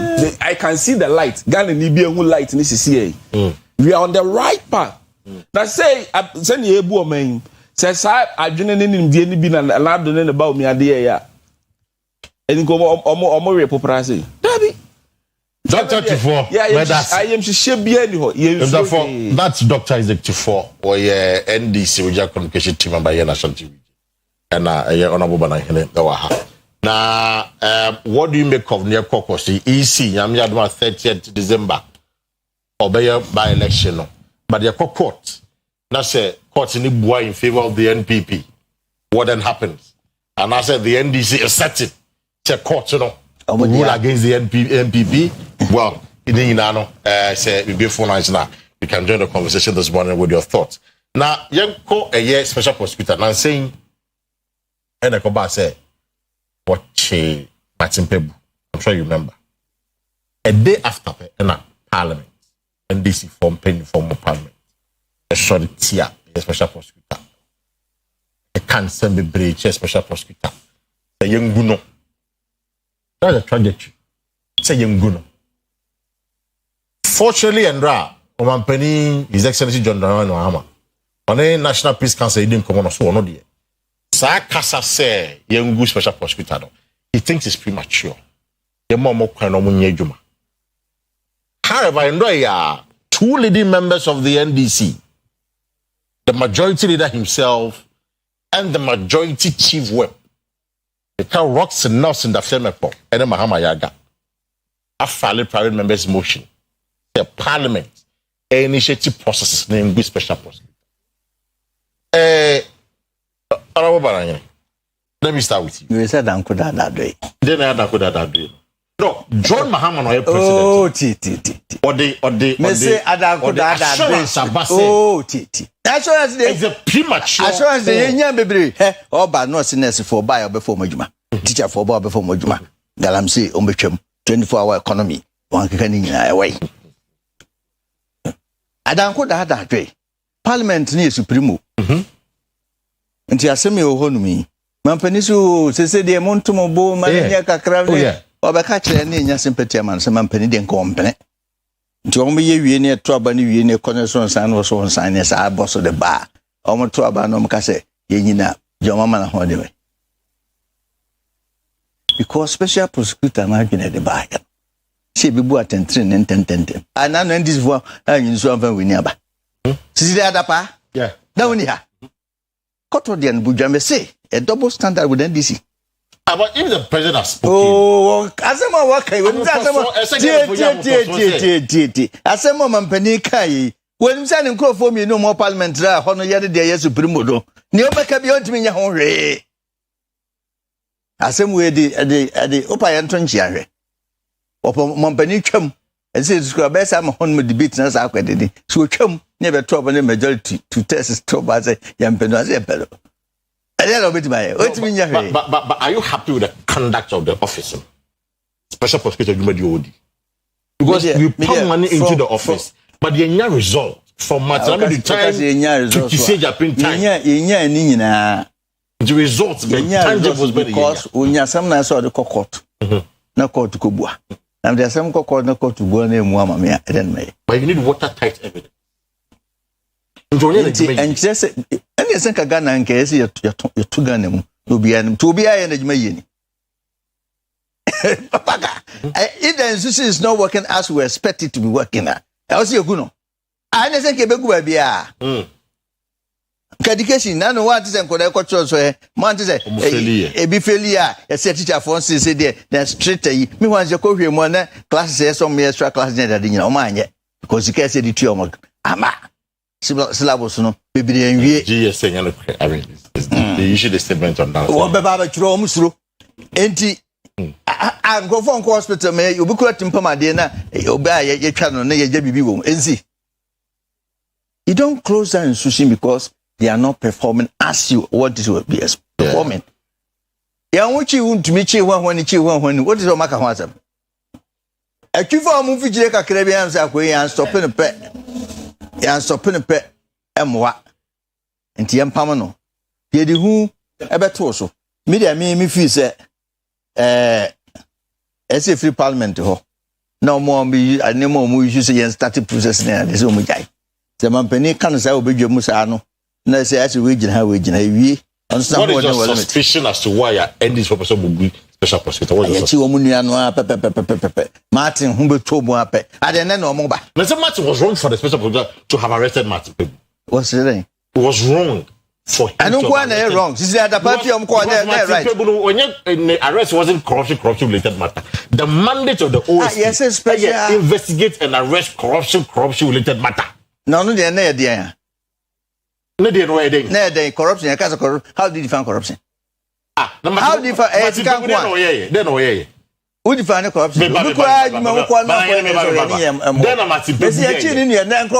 at corruption issue bend this year Sisi Adapa fi om ko no na adwuma bibi ayira na se Martin Pebu die no Sisi Adapa fi ho na obi bibi ayira Sisi Adapa fi ho na ban bibi ayira they perceive corruption sa no ma perceive afa ho no ko Martin Pebu die me say dia ni oyedmo special prosecutor ena yi ano as o say so the need in attempt and want to do attempt bi ena mo che no why would you arrest him for what why would you arrest him for what so you need attempt o say so the need in attempt I didn't know ko di so what in office na so you need be di na attempt ana o cho ni office na so you need be di na attempt okoya dan say okoya dan was a OSP ho no be no office no nya tumi na office when nya aburo so can you enter into somebody's office and just insult him probably you don't matu boy me pese metie kura we no me say me pese metie you know Martin Pebu say me say ne ye be mu ba me abekasa afia mampani ba yi e de no waye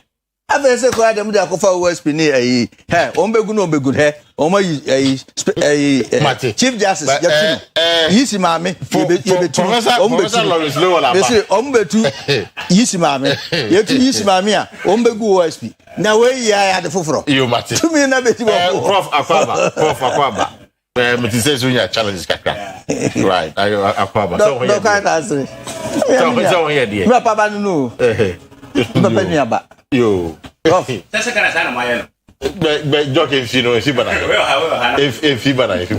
now here you say Dr. Tufo it's you know OSP I mean why the desire some people collapse OSP so it's some good to the extent a majority leader and the majority chief sponsor a private member's motion they be repealing the establishment of a OSP I don't know yes Private member. There be where majority leader. But majority leader. Parliament. Not in his capacity as a private person. What can the area? Me too. What can the area? What present a question? No. It's young Sam the band there. A telephone be. But obusa question has all answer no. Me too. So, what's a private member bill? Let's start from there. Private member. Inti ono ne no masusu say. But before me call case into details, the entire says offer nipa si ho say nipa da se ni si ho man is inherently corrupt. That's true. Nipa me Church of Pentecost ni is that the Church of Pentecost yami adom I'm an elder of the Church of Pentecost until me come and baby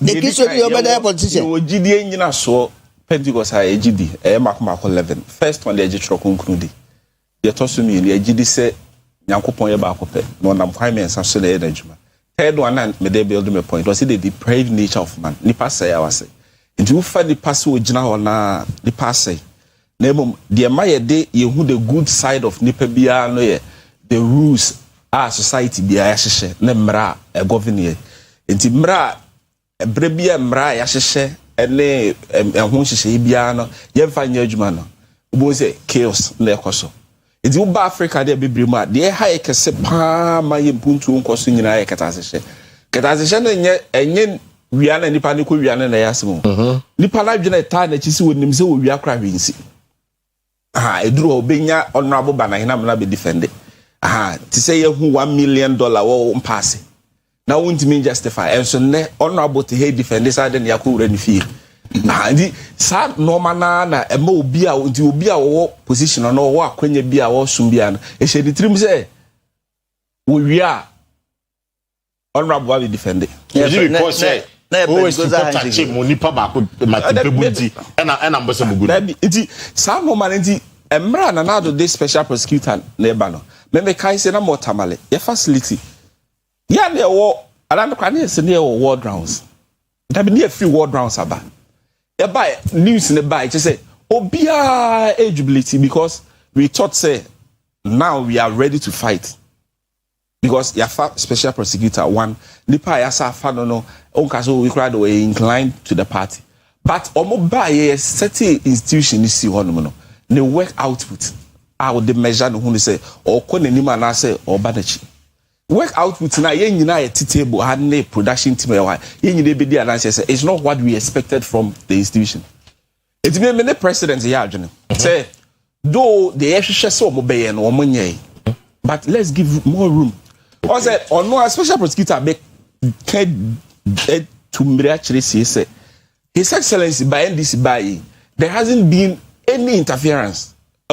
Is it because he said if he said Jomama of the Airbus Assembly na Jomama was supporting Nana? We are because Jomama Airbus not clear Jomama. A single interference because a buy no Aja to me say katasehye no His Excellency John Dramani Mahama Jomama support for the OSP nyina say be fight it no say support it any institution and as a group obi biara o mema wa na adwen say the friend katasehye proye obi wie obi sika say yekoye train abagana yesi ebenya train na afa wiem $2 million ebeko ema train so ama ye ho NSS the support Jomama the supporting on or the supporting nyina ye say so clear Airbus because people are raising concerns say Airbus in Tibia Jomama was supporting them they been say so na do na candidates and they supporting organizers and they supporting sadbo we adwin to so betima ka say dientia na untumi supporting bebre so be ka say wo nje galam say bia o kwai abeso no wo ye binyasa wo kana sa de now him say my promise to shortly because now there is a shoot here from one other guy or also person court no egu OSP now it's been established say one no any the deputy attorney general and with the same chamber we adwuma the deputy attorney general here NDC and a branch no so is specific so NDC and on so akoko say you special prosecutor it wo share link na they say you are determined say we go special prosecutor make NDC ayo sinapaka Ghana high no we ye nyina na ebom ne ko school me wo university na me teen president okay the same year no Tescon Romeo all na timachiwa class what timachi me all the timachi me the first seat the penny motna we all start wa you know so abi musa questions based on the lighter side the all the Romeo na timachi also ye MPP president Tescon president ye work the same class in BBC ba no akaso we and then na akodwene ho na ye that be Mr. Noah the practice with the same adamte Paka Chambers no chamber member me both no is say see what here last Joyce Bauer Mutai na Simsai that's Simsai Paka see chamber members also wadwuma wo ye e ma wo hia ye nyina bi MPP ne NDC nyina wo hia ye nyina bi say o postgraduate meaning so we cry go so awo maybe we the nyame ase see abade you know o profession nim dia when nti abo appointment na ya ka say o ba ya we interview NDC for nti enu nti na ya ba us appointment but dabi etimi sraw but enye say bi o mo word you but I know they encounter you prof when they say if it quacks like a duck walks like a duck cries like a duck it is a duck I don't know if that's the position you stand on this matter and not to pay about cancellation but Mahama am my assurance say one of the one thing to say you know the man and break can on you what do you stand on this ni guru and the young no to me it's yes and no. Okay. My young no especially in this NDC era why I feel almost so busy office now. They are in just a year. The former party no system be even to the Martin Amidu is like manipulating somehow. But some they say na akufa do twentwen na there. And I'm going to Kasaba. I'm one I'm to me Anyana Juma as independent officer. Exactly. And into who results are not gonna for pen and the general. Who and a new government aba. I feel also or better say what test with this. Yeah, discussing issues be one on the corrupt corruption list. By not be a discussion about what is that office doing. Okay. Now I feel the government nanya 1 year. Ono be manipulate office no. Ana all manipulate. Ana din. Enti say you gunu say no a you hunu the balancing of it. Anna, those who willing to be abolish it, you know, per the overview, no, I acquire and this for one pencil. The baby says, Sana Pakoye. So, and he says, I say, because majority the NDC, majority to the NDC. And I branch say, you're not so you're going to see NDC. Chimba no problem when you're wrong. And they say, a cabana, it seems to say, bias be yaba. Exactly the point which is not good. And it per all these points, I will never support say Yengono. Okay. On the other hand, the investment in that office and the result, it doesn't, equate. Doesn't correlate at all. And a banner, then it is like we are investing without reaping what we are expecting from that office. And this year to me balancing the year new and no office near boy and car and the young mudia. Then MC Gana this kind of at the forefront. But Prof, is the office the problem or the person in charge of the office is the problem? It's not the office, it's the person in charge. Because every office is being controlled by personality. Okay. Without that person, that office is not controlling. And that office, his or her integrity determines the output. Until you see the problem. And your office. Until say, because there are rules govern that office. Then we are saying, say, there is. But so long as I know, my mentor there, Nipa na minwe ka o make comment bi. Nipa wo subia edu babia ane pese boy ye die ho ban. Say be na be nipa. Okay. And only a problem in Africa to stand on the truth, even if I will lose what I'm expecting to obtain. Yenye no ha. Se me lose pa de ene ebekoko enkoka na assembly can school ya they convert bibia. And only ye how I wa hanamo. And the reason is being that say na me no esa aka no sa na tie. Menyasem, me chia boto menyasem. Ye de makọ say nhihie no ene me nkọ.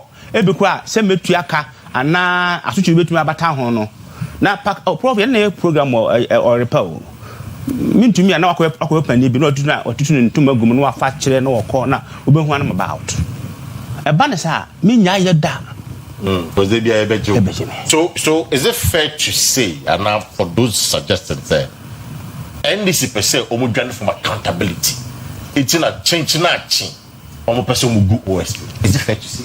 In politics, it can be said yes, but in reality, it is no. I see. Because comment on the banner and can say it's not say a person journey for accountability. I normally based on realities. Okay. O man ka say e be no we chire oh when you small screen send up before back when you say entertain but when you are dealing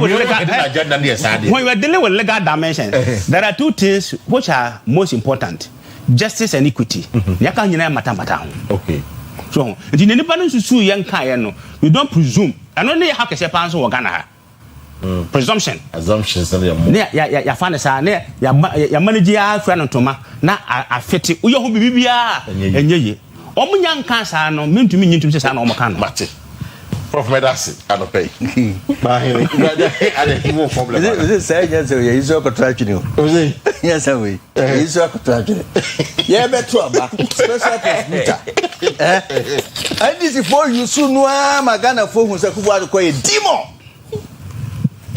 Tom Council by one cut withNana and JDM was walking here kubu ade ba omia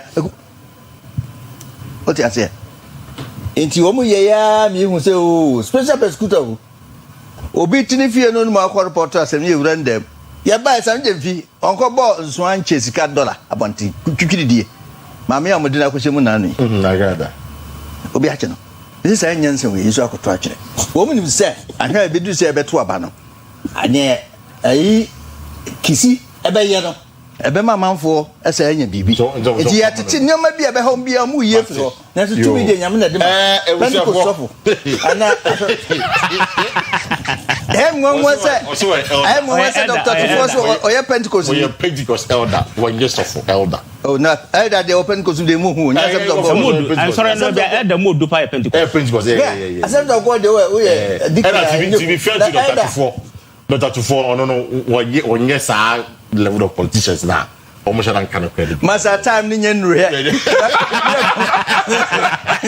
say man post now boss our first scan na come party for say we just go na we no guess what am time is first cabra na it was for me can for St. Andrews in high school the amount we feel was one yard we feel ni na don't worry St. Andrews in high school mama kunya am be sure people now feel here Ghana all the courses one manipulate the from one to pay on 0244696911 0244696911 and 0207891004 0207891004 on my campuses dotted across the country are sent for Sue Momankesim on new edubiase dunka on a friend who ho shama and na seshi asawin so omo bra na yamfa wonfa team na won so exams in fact there's hope for you don't worry when you're effing change right bra ya don't be boa am wa pass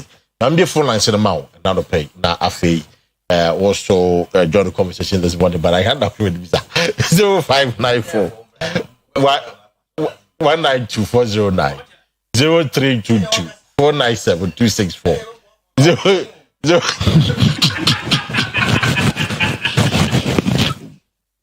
It's a former fight Chevy. This one very diabolic. Very diabolic. On the phone lines when I joined the conversation this morning on the show 0594 1924009 0322 497 264. Hello, good morning. Good morning, Mr. Parker. Yes, I am first and after Adam Siom, Gazeta and Secretary. All right, but you to pay. You, Mejimoso. Me company for now opening in a right. Woman is a special prosecutor and the Omunyana man war. Especially Kesia Jabene dear. Because I'm not able to have a campaign manager, man. And Chema Kusia Jabi Betty Kamayan, Kona Mayesi, and a Kelly vote to Papa at the moment. The Kusia Jabi, your mom who buy permanent on a man for Muzanka. Mate, Mr. Medas, another pay. Young Corner score so quickly. Hello, good morning. Mr. Paul Akaba, it's your pay. Yo, Michael Mampini, His Excellency John, Osuboni Dramani Mahama, and then from Papa, and this in Papa, I want to bet my wife. Wakata ye, Papa. Me, Mr. Pakai, maybe I may come and say, me, Mr. Paul. I'm your bossy. Be two about o Mampini for man who buy, Namasu Bomb who buy, never met you mind yet. And Pisu Semra, the Fedjuma Ben Pitiaso. And tell me to about, then to about. The man penny buy, name a Emba umiade yiri nyina no. Wa yiri nyina fi so. No man so modi efika papa ntiti omuma no so afebuada. Ntine se mu hia so beto office so. Ntimi de me fo so say yam amono wa. Mati, Medasi. Yeah, let's call so. Hello, good morning. Of course, that's the beauty of democracy. That's the beauty of democracy. Yeah, hello, good morning. Good morning. Me ba chef first and everything. Pacho, me frefe Dambai. Dambai. Pacho. Okay. Pacho, it's your no pay. What's it? It's you. Pacho, me frefe Dambai. Me business Daniel. Okay, it's your no pay. Yeah. Pacho. You okay? Pacho, me chia mo pa. Me chia mo ne ejuma pa mo ye. Me chia mo ne ejuma pa mo ye. Chedo. Pacho, masam ne say Pandai abato na ede mo kan wasene. Me sere ma bisa se mu bi enimo hono mana. Mo ne Pandai. Me ba cha ka asem yeti o. Pacho pese me bisa se. NPP ni NDC. Ende akomba no say Pandai abato ede sa to bi a pre e kan oka no pese oka ni na no. Pandai okwanya eda Pandai kwasrega no. Ekwanya da obese enfidoduni. Ohwa na Matthew indam. Ukrum menim na afekure ba koso. Okay. Okwahwewa emputu papa bia ni wonum. Ntinde no akonya beda ho na obi a pre oka na opese oka nyina no. Bie na omuye ewma Pandai fo a omuwo Pandai no. Pre kwanya Pandai kum ekwasrega. Why eda onye nde. Okay, I get Matthew akọ parliament 8 years. Pakwati nawo nukum clinic eni ho obi yare wo nukum a Pandai anasrega no bodi niba ana insolence wonu so akwati na 4 years. That 4 years dey no mo ye emma edes nkrofo mo wo Pandai. Okay. Okay, I get your point. So Frefi Pandai and all reasons probably why the by-election should be important. And whether Martin Yendam should be or the NDC candidate should be. Martin, Medasi, okay. Thank you for the call from Pandai. That's what. No, I'm just Dambai, but Sana Pandai Noka. Yeah, hello, good morning. Good morning, Mimi Apaka, Inkemi, resident Papa Dibia Bokodi. I'm not doing SK Bolas of Refi or Bossy Yamene. SK Aquavano Peritio. Let you so Papa Watadi with the MSO that we are passing the Manchawati. Mati. Fatao. Mamintia Minkami to Boss East, Eugene Kofi Amankwa, Amansabwa for Boss East, Eda Somenchiano. Aminchia, Casco 1, also of Boise, Aswan quality, Boise, Menchiano. And this is what that Jeja Kokuye Ghana from and is for 2 tests. You would only 2 tests in a year. And a metro, and my UAD, and the Empire, and you man as a more year, you man, you won't toy now. And a by election, I met one of my UAD, Puan, Yuramahama, on a pound for no air. Benjamin the Gagazo. Answer a Ghana for the one say, and this is for area, not Jamoko. And the women of my government say, I buy your mobile. Omuni remove my Ghana yet, I end this abayo. Yes, that yet. Mate. So to be a while. I'm actually software by NDC Task Force. Who's the way? Mate. Hello, good morning. Oh, sorry. Jose. Yo, but when you're by a frost and everything. Okay, it's you on a peminia. You want to put a Ishira, who marinating with Mapana Moyama or Yerpa, also Yerpa, a quick the mania Punya Micha, the Papatia about a series for my chama, the doing a potential. What's a paka? Who is the motivation way? A pucci, in the Safuchi. Who call it back to or right hand side, no Papano, also beside the question, you see, on him being clear. I told you, and now on OIC, a team at the table. When you're there. Another question. Sometimes I teach in. Oh, it's me, Jinaso Kafra. That's right. Was it? Yeah, let's go this way. Hello, good morning. Yes, sir. Good morning, Mr. Baka. Yes, sir. You're frozen out with me.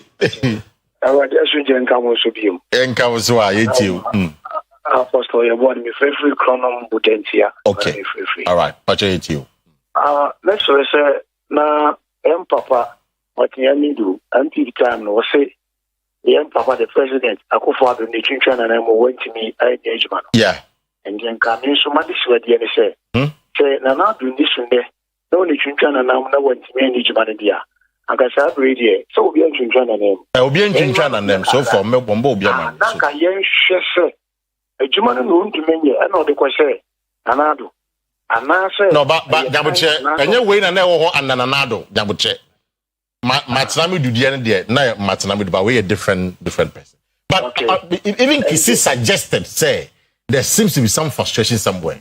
Or suggested, yeah, to trust with you. It's yes, sir. Anka Yaman of the Kaka.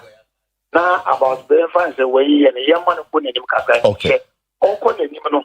They went to media. If you then we say one of our bomb. Mati. They went to me. Mati, Medasi. I mean, for last call on the pen for you wrap up this morning right here on the show. Hello, good morning. Good morning, madam. Your first and everything. Me pacho friend Auntie Maggie. Me free Ashaima. Great, Auntie Maggie Akwaba, you. Yo, me pacho sister Mama said dua nsuo bi hu picture anopa we. Na akosombo esu afia yare bitimi bemu na abobọ nkruwa na menna mu binu mu ewu enti saade na ekọọso no eye nsuo efidi e wonse no matidi a nsuo ni yipie enti no enye bibi na akoso ena enye dobi ne yede agu nsuo no mu enti no nti na mafre okay enti no nya oye saade no on reverse bibia na nipa enye adwuma enye okay ebi ehun Ghana ha spend money quickly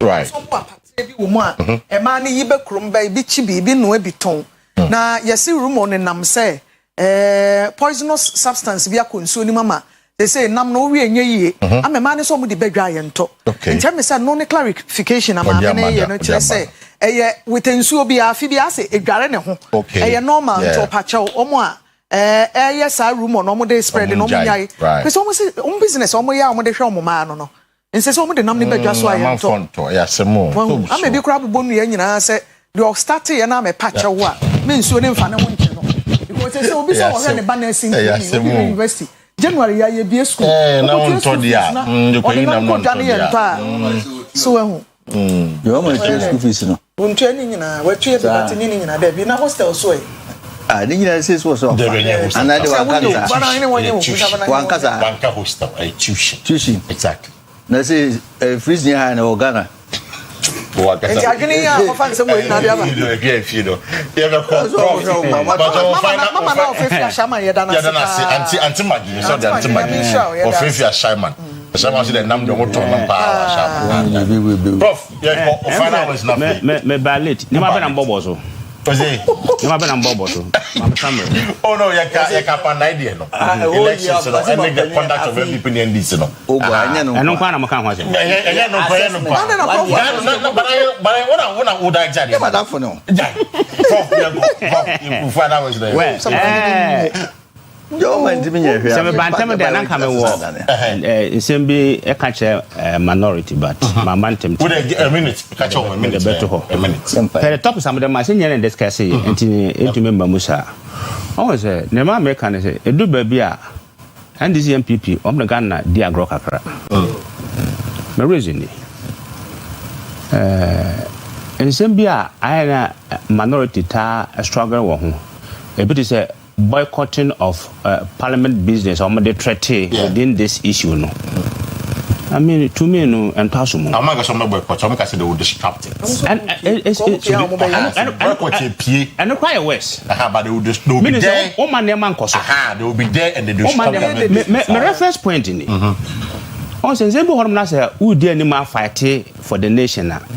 obi a be support right you na letter free president office buy say obi ko retire ya management bio okay yeah April and my ID November ya no sa sustain sense almost to every rule there's an exception fine minority kan wasem bia what will be David nti omo bo Ghana for na so omo bo man kan so me that's the best look the final words there the final words here professor say oka say Ghana ne NDC for MPP ni NDC de Ghana for dia go no say room ni nyina onu production mu nyina e konkoe na say margin ya mo say sa na tie nanso the His Excellency John Dramani Mahama waba adjust no and the tribu po nyina ne say oba obeyi sa adwene na free entrim no am ehunu say ye to aba eyi obi so medi o man so o man dem ma back up my dem obi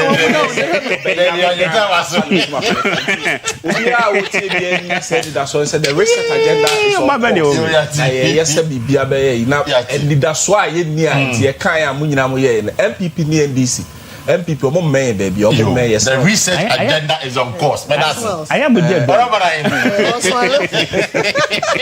we have to go as well to go sleep as our NDC communicator me person hey me nebre I am with you Adriana